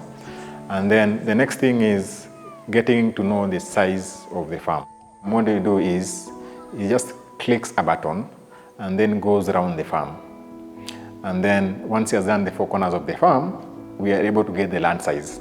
We download the data, we process it with our analysts, and then we're able to look at what does this mean in terms of crop health analysis, satellite-based crop analysis, soil moisture analysis, as well as the weather analytics for that particular farm. One thing the data doesn't give you is the solution. So from the data from the monitoring, we'll be able to tell the farmer that you have a soil moisture problem, you have a crop health problem. But what it doesn't do is it doesn't give you solutions. And that's where now the agronomist comes in. First, I begin with the soil fertility. How is the soil health? Is it good?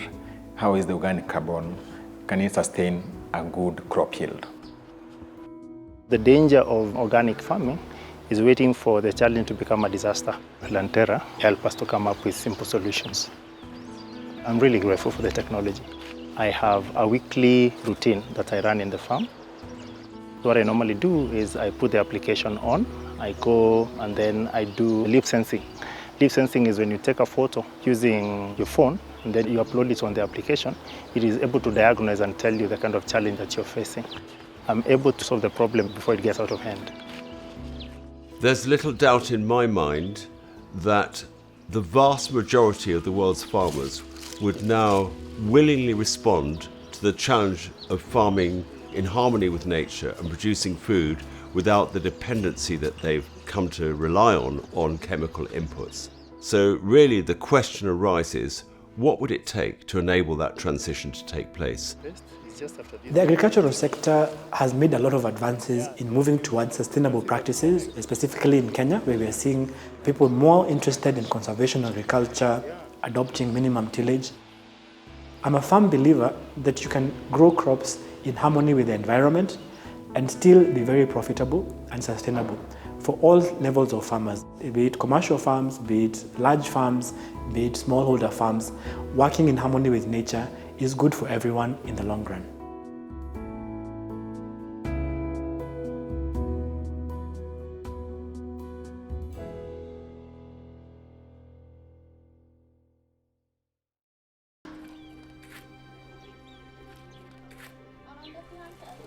Food, water, land, climate change. We depend on nature. All this depends on nature. So it is very important to work for harmony between nature and the people. Restoring the landscape starts from one farm, from one household, and reaches the entire landscape. Instead of believing that something somewhere else, somebody else, is going to take care of nature, we need to get close to nature.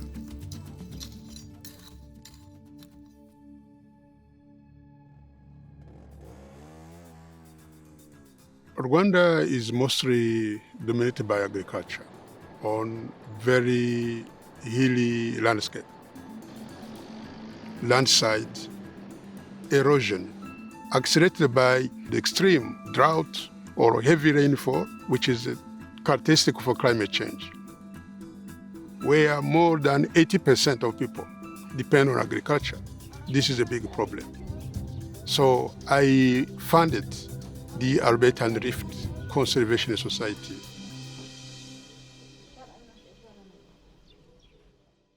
aha ku gishanga twahakoreraga twishimye tuzi ko tuhabyaza umusaruro muri bibiri kiza gukama.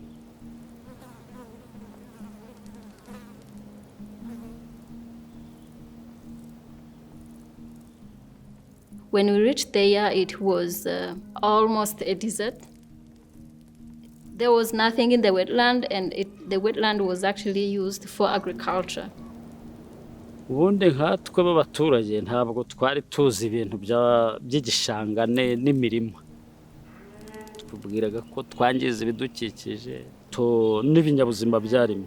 Uyu munsi rero tumaze kumva ibyo twakoraga atari byiza, dukora mu kajagari, nyuma tuza kwishyira hamwe.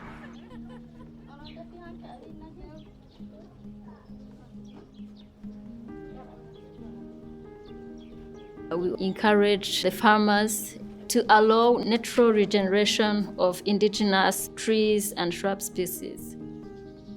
We do terracing, digging anti-erosion trenches. The trees planted are very important in enhancing soil fertility, but also protecting the soil against soil erosion. ariko si hari ubufatanye twagiranye muri urwo rugendo rurerure rw'imyaka myinshi, ariko si yaradufashije. Twakoze amahugurwa arashingiye ku nyuguti enye arizo best. B yari iyo kubaka amakoperative arambye no kunoza ubuyobozi bwayo. E yari iyo gusigasira urusobe rw'ibidukikije. Naho S yari iyo kubaka imishinga ibyara inyungu y'abaturage. Naho T yari iyo gukweza impinduka. Izo nyuguti rero nizo twashingiyeho dukemura ibibazo twari dufite. Since 2012, when ARCOS has started working with the communities, over 15,000 jobs have been created through community cooperatives. Work with the communities is really a partnership.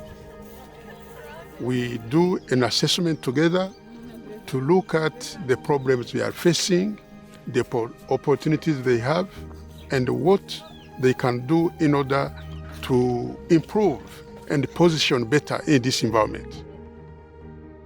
Uretse mu mahugurwa rukosi yatwubakiye biro irimo n'ubwanikiro bya bigori tweza tukabona aho tubishyira tukabonera amasoko. Byabaye ngombwa ko tumenya umusaruro twakuraga mu gishanga duhinga uriho uwo turi kubona ubu ngubu urutungu. Twahengaga kuri hegitari tukeza toni y'ibigori, uyu munsi tukaba dushobora gukuramo toni 3 ibihe byagenze neza. Rukose yaduhaye amatungo, ya matungo tukaha abaturage hanyuma bakabona ifumbire. Uyu munsi tumaze kubona itandukaniro kuko duhumeka umwuka mwiza, binyabuzima turabibona, aya mazi dufatira hafi ntabwo twayabonaga, harimo itandukaniro. We can see the trees growing, the farms being healthier than before. The microclimate has started improving, and I can say that now we have a better climate.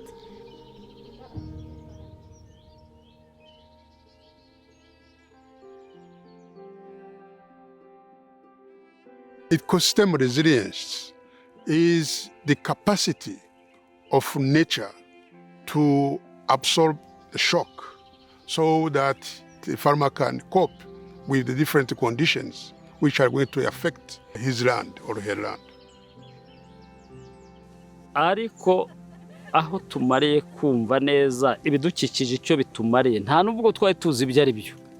Ariko tumaze kumva ibyo ari byitandukana ry'ibidukikije n'abantu icyo bifashanya, rero inyungu zirimo nuko turi guhindura igihugu, duhindura ubutaka, kandi abana tubyara tubateganyiriza ejo hazaza heza. When you work together, you become stronger. These cooperatives have members who are coming from different households. When they come together, they can have a shared agenda, they can work together, they can even help each other. What we do today is going to influence who we are and what we are doing in the future.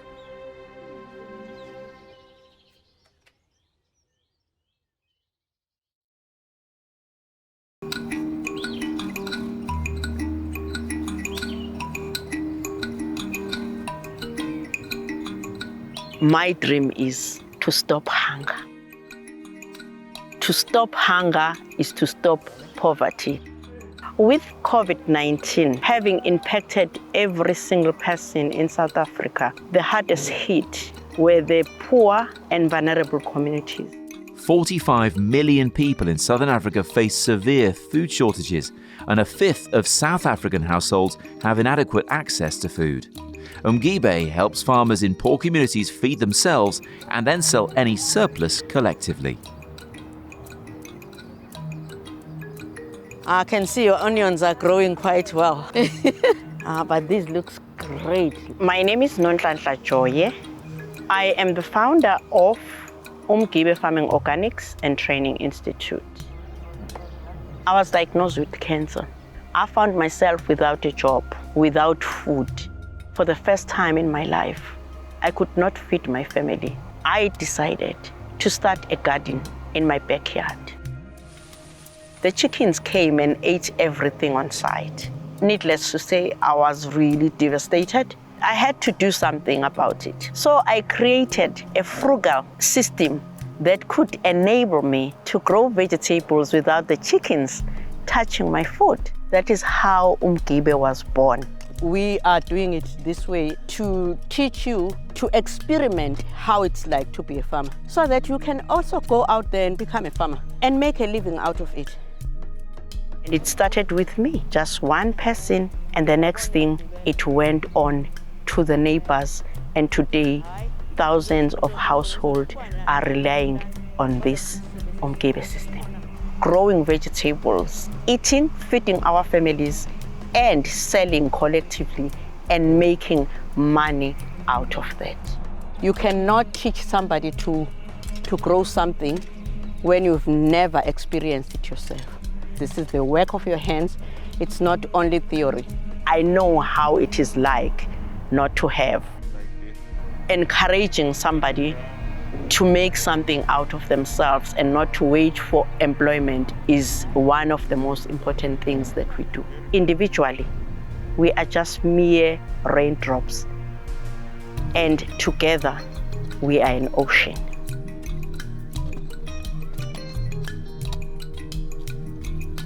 My name is Donald Mtatane. I'm the agricultural specialist at Umgibe Farming Organics. Almost all the problems we have go back to climate change. So if we teach people how to organically produce food, we're making them healthier, food secure, and they're saving the planet. One seedling will grow out of each space here. We just hit it on the ground a little bit. In South Africa, the family size is on average 9 people. So if we've trained in one community 10, we've impacted actually 90 people. And here, anyone can guess what this is? Just 5 seconds on each plant. These bags are actually made out of PET. It's made from upcycled cold drink bottles. It is actually helping to clean the environment. With the ladies here, they want the opportunities. They're not waiting for someone to give them. From sewing 100 bags a week to 1,500 bags a week, with so much dedication, it's absolutely amazing. We've got 2 school programs. We've got Umgibe Stop Hidden Hunger. Then we have the Seedpreneurs program, which is where the kids germinate seeds. Umgibe growing system is the only system that enables you to have a choice of what you want to grow and when you want to grow it. We as Umgibe feel that having our growing system as a one home, one garden instrument would be able to create a great impact on food insecurity in South Africa. Food is the basic human right. We are cultivating the future. We restore dignity, encouraging somebody to make something out of themselves and not to wait for employment is one of the most important things that we do.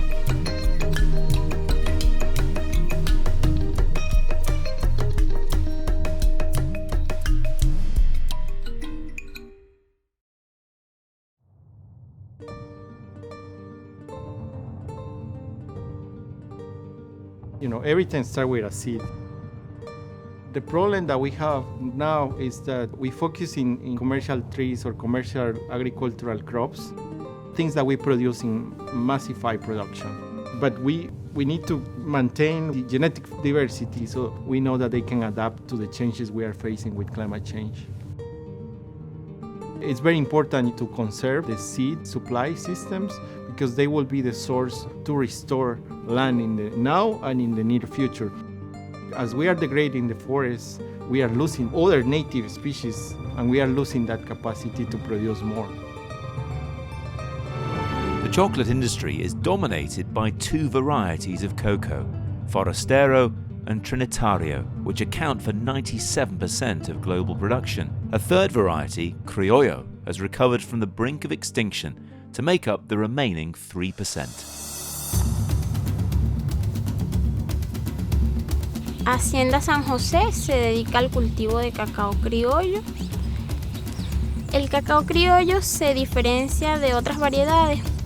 Ellos muestran brotes de color verde claro, presentan vellosidad al finalizar los troncos, su aroma es muy agradable y organolépticamente. Además de esto, que no cuentan con los taninos, que son los que le aportan la pigmentación. Este, al contrario, es totalmente blanco y sin amargor. El cacao criollo es más difícil de cultivar. Este es de menor producción y se ve bastante afectado tanto por plagas, enfermedades, incluso por los cambios climáticos, por lo que se deben realizar muchas labores para que este pueda desarrollarse. Despite these agricultural challenges, Criollo's subtle flavour is prized by luxury chocolate makers like Demori, who work closely with the San Jose plantation to farm Criollo sustainably in a changing climate. I believe a tool in order to accelerate the sustainability in agriculture is really the connection between the farm and the customer. And we think that the best way to support their job is to pay a market premium, because in this way we can cover all costs of their job. The farmers are quite happy of the direct relationship they have with us. They enjoy higher prices. In one hand, because we pay the full price to the farmer and not to traders, and secondly, because they provide higher quality and we pay higher prices. El cambio que se ha visto en el clima local a lo largo de los años es bastante notorio, pues ya que el periodo seco ha aumentado bastante y las ondas de calor también. La pluviometría ha bajado muchísimo. Esto nos ha traído fuertes consecuencias como las degradaciones de los suelos, la erosión. Las técnicas se han tenido que adaptar a causa del cambio climático. Hemos tenido que implementar sistemas de riegos auxiliares en todas las fincas para no perder la producción a raíz de la sequía.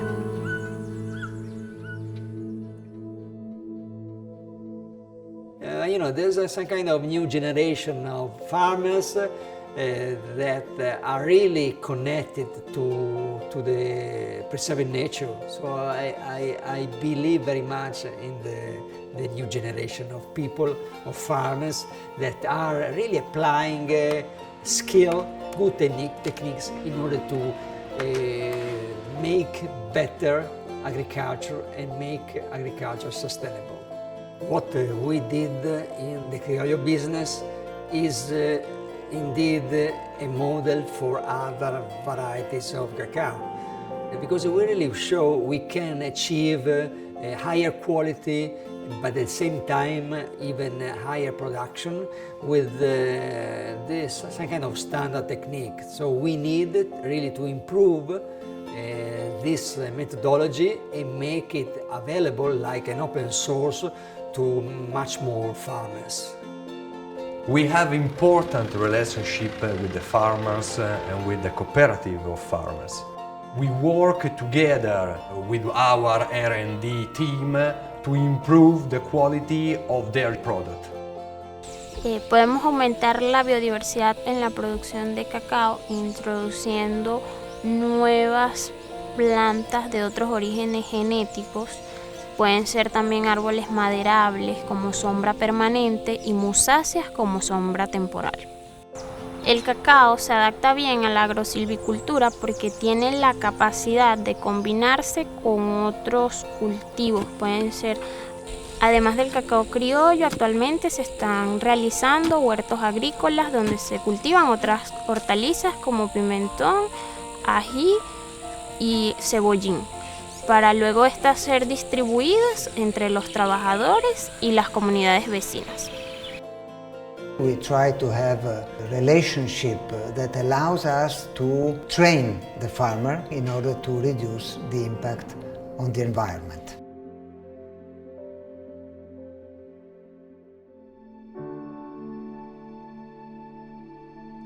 La agricultura es sostenible y muy importante, porque de allí es que eso nos sirve como motor de empuje para educar a nuestros hijos y llevar el alimento a nuestros hogares. Es que el cacao es económicamente viable, ya que este es un cultivo que se mantiene productivo durante 30 o 40 años, además que trae muchos beneficios, tanto ambientales como económicamente, brindándole fuentes de empleo a las comunidades. The success of our story is the proof that profitability and sustainability are not mutually exclusive. We can generate sustainable development with a strong connection with the local farmers and with their community. In order to create value, everybody can learn from each other.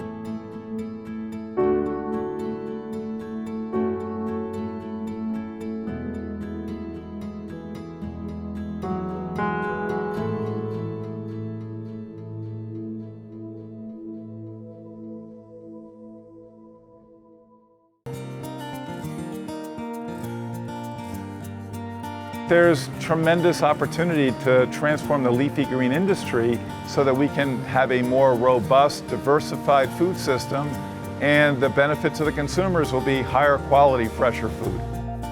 With 98% of American lettuce grown in California and Arizona, there is a market opportunity for locally grown lettuce elsewhere in the country, reducing food miles and improving crop freshness. And as lettuce is a cool weather crop, it is particularly vulnerable to temperature rises, with heat waves in California prompting extensive crop loss in 2020. Our view is that there should be a more diversified food system. We should have a more balanced amount of production. To transport food thousands of miles, there's a better way. I felt strongly that we could grow local, cut, deliver, get into the stores within 24 hours, and then deliver a better, superior, fresher product. And the way to do this is controlled environment, like what we're doing here at Little Leaf Farms. This product right here, this is ready to be harvested. We'll be taking these gutters out, and hopefully they'll be in someone's refrigerator tomorrow. That's the goal. I just don't know how you can beat that from a freshness and quality standpoint. We're a big believer in growing our products sustainably. The idea is that we want to be in equilibrium with nature and work within the natural systems. We basically have learned from, I think, the best practices around the world and found our own unique way of operating here at Little Leaf Farms. We are really trying to be sustainable. The great thing of Little Leaf Farms is that we have all the tools to do that. So we have the heating system, the cooling system, we have the LED lights, we have high pressure sodium lights. The lights are running actually on a solar field next to a greenhouse. We are collapsing all our rainwater on the rooftop, so we reuse all the rainwater. We are doing biocontrol, and biocontrol is nothing more that I'm using beneficial insects to kill the insects that we don't want in the greenhouse. And what we do here is we have little flowers, and in those flowers are my beneficial bugs. So instead of pesticides and all kind of chemicals, you just use nature, because nature can really take care of himself.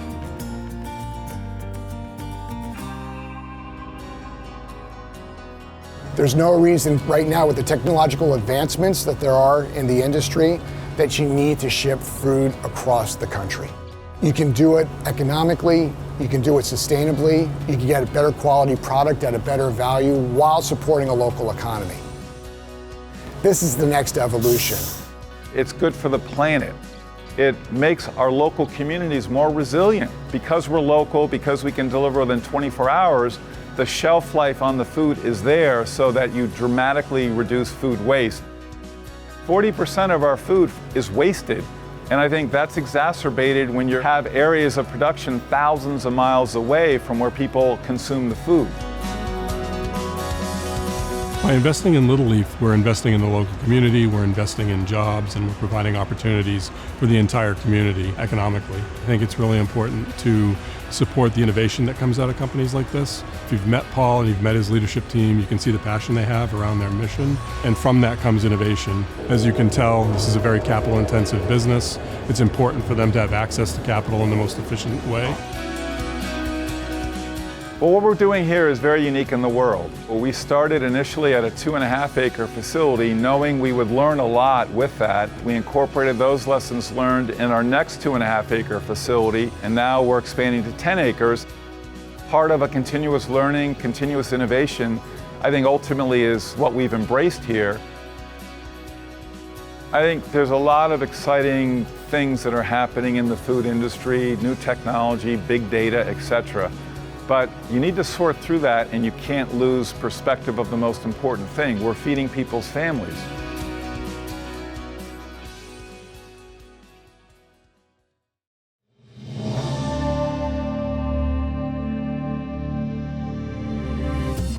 The health of our soils is foundational. Without healthy soils, you can't grow food.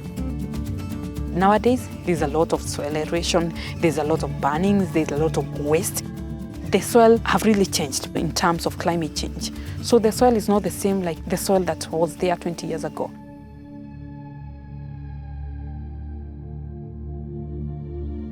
Soil degradation is the simplification of soil from the complex ecosystem. What you're left with is a light-colored sand or clay in which it's difficult to grow anything at all. I'm Samuel Rigo, the co-founder and CEO of SAFI Organics. One afternoon with my mother in the field, she said words that I'll never forget. Son, 20 years ago, we were harvesting double of what we harvested today. I'm afraid in future there'll be no food from this land to feed your children. And it turns out she was right. I went to school and studied agribusiness with the aim of coming back to the farm and helping farmers rise out of poverty. In 2015, we registered SAFI Organics and we started working on organic fertilizer products. And by 2016, we had our first planting fertilizer for farmers to use. The reason farmers choose fertilizer is because it has spectacular short-term results. If you have plants that are starved of nitrogen and you put urea on that, watch that plant become green. That immediate impact of fertilizer always bowls farmers over. The dream I have is that we move away from today's world where you have huge factories producing enormous quantities of a standard fertilizer that then gets sold to a wide area, to having small, tiny little factories, maybe even one per village, where you go with your soil sample, it's run through a machine, and you walk out with a tiny little bag that contains just the micronutrients you're missing. Land restoration is the understanding that soil is dynamic. You can degrade it, but you can also restore it. And if you do it well, you can restore it with amazing speed. I've seen farms that have turned their soil from something that looked like it was left over after a nuclear war to a deep, rich, dark loam in 5 years. It's astonishing what a good farmer can do. We need more circular and sustainable products in agriculture. My name is Joyce Kamande. I'm a co-founder and the head of operations in SAFI Organics Limited. The smallholder farmers are not able to afford the high-quality fertilizers, and now they can be able to afford a fertilizer that had been produced locally. SAFI Organics is a company that uses technology designed together with MIT to decentralize and small-scale fertilizer production, making it possible for the farmers to produce their own fertilizers within their local village using their available resources. We are using rice husk to convert it into biochar, which actually develops the 3 products, which are labeled SAFI Salvi. Biochar is really tiny little bits of charcoal. Charcoal is not a solid mass, even though it looks like a solid black lump to you. It's actually filled with channels where gases and water can move in. What you're doing is you're helping the soil retain water, you're helping the soil retain nutrients, and you're helping the soil's microbiology become more efficient. As the soil becomes more and more fertile, the color of that soil is going to become darker and darker. The darkness comes from the carbon, and that's why putting a little bit of biochar on your field is never a bad idea. Na nilipoweka ile doma ambayo tulikuwa tunatoa na katika ile shamba iliweza kuongezeka karibu maradufu. Inasaidia kwa sababu inaongeza mkulima faida zaidi kuliko hii fertilizer nyingine. Kwa sababu bidhaa za SAFI zinafanya mzuri, nimeona inanifanyia mzuri kwa mmea wa doma. Sasa hizi mabaki za mzele hapo awali ilikuwa ina sawa, baada ya kusawa haikuwa na maana. Sisi hatukuwa tunaona maana ya hiyo. Hiyo ilikuwa waste. We have 5,000 farmers whom we are serving. We followed up on 200 of our farmers, and we found that on average they had an increase in yields of 30%. We believe that a business should have an impact, socially as well as environment. What we have done is that we have integrated social and environmental impact to our profitability. Sasa ushauri wangu kwa wakulima ni wawe wanatumia hii fertilizer ya SAFI Organic, waone uzuri ya hiyo fertilizer. Na wakitaka tu kusoma wakuja waone practically ile inafanya kazi. Our model can be applied not only in Kenya but across Africa and other developing nations. There's definitely need for business like SAFI Organics. Every day, every person is a waste generator. And in agriculture, there's always be available agricultural biomass waste. We should always let nature inspire us, simply because nature has found solutions through trial and error over periods of many hundreds of millions of years. It's got a lot to teach us, so let's learn from it. We need a better world. We need a guaranteed future for our grandchildren. At the end of the day, we need more of businesses that integrate social and environmental impact to their profitability.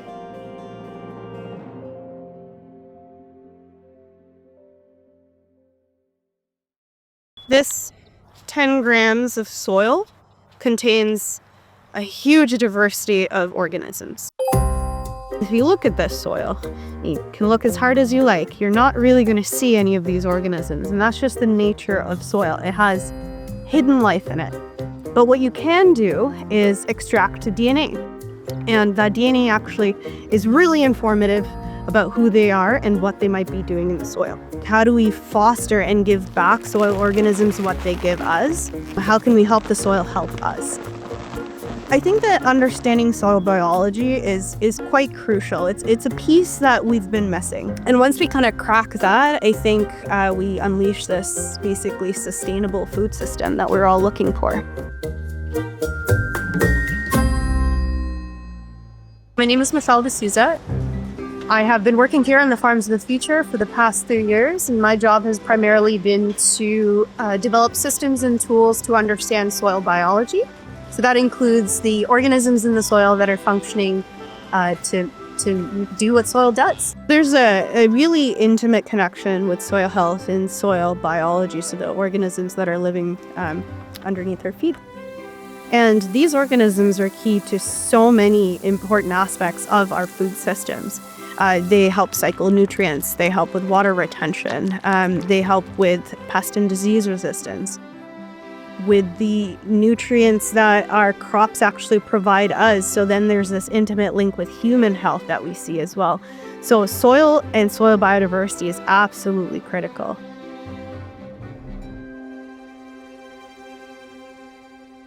Soil is incredibly diverse. It's really hard to study in the naked eye, so you do need technology to kind of facilitate that. And that all is done by this technology called DNA metabarcoding. Step 1 is where you collect your sample. Step 2 is you extract DNA. So that involves taking all of the other material out of your sample and just having your pure DNA. And then step 3 is you read that DNA. Specifically, we are reading one particular region, which is called the DNA barcode region. And then that 600 letters can tell me what species I am working with. Once you read all of that, the next step is to match it to reference libraries. I take this large reference library, I take the sequences that come out of this tube, I match it, and then I say, okay, this is who I am working with. And that's how you kind of get from this tube to basically a list of organisms and what they might be doing in your farm. I want to be able to talk about soil everywhere using the same vocabulary, and that's really what DNA allows us to do. It increases that comparability, and with that comparability comes scale. We can start processing soil and understanding soil biodiversity at the scales that really matter, at global scale. We can get a better understanding of what lives there and then use that information to inform either policy or management changes, or just get a better understanding of the simple question, is this management practice actually helping soil health? Because we can measure that by yield in crop production, which is what we've been doing for the longest time. But in doing that, we've been ignoring the devastating effects we've been having on our soil diversity. And here's McCain in these massive fields doing the work to make some of the biggest difference. They let me come out here and sample as much as I want. I've never had that liberty. It's really great. So, when you give a scientist that sort of freedom, I can answer so many questions. I'm a kid in a candy store, I want to sample as much as possible when they haven't said no yet, because they really are after the exact same things that I'm after, which is understanding soil biodiversity and understanding how that information can really inform change. We are such an integral part of conservation, and understanding our role to play is probably the biggest thing that's dawned on me. We can't remove ourselves from this environment. We are so intricately connected. And more than that, we're actually part of the solution. The ways in which we choose to manage land are some of the key ways in which we foster stewardship and growth and this symbiosis with our planet. Feeding the world is important, and this is probably one of the biggest interfaces where humanity and nature connect.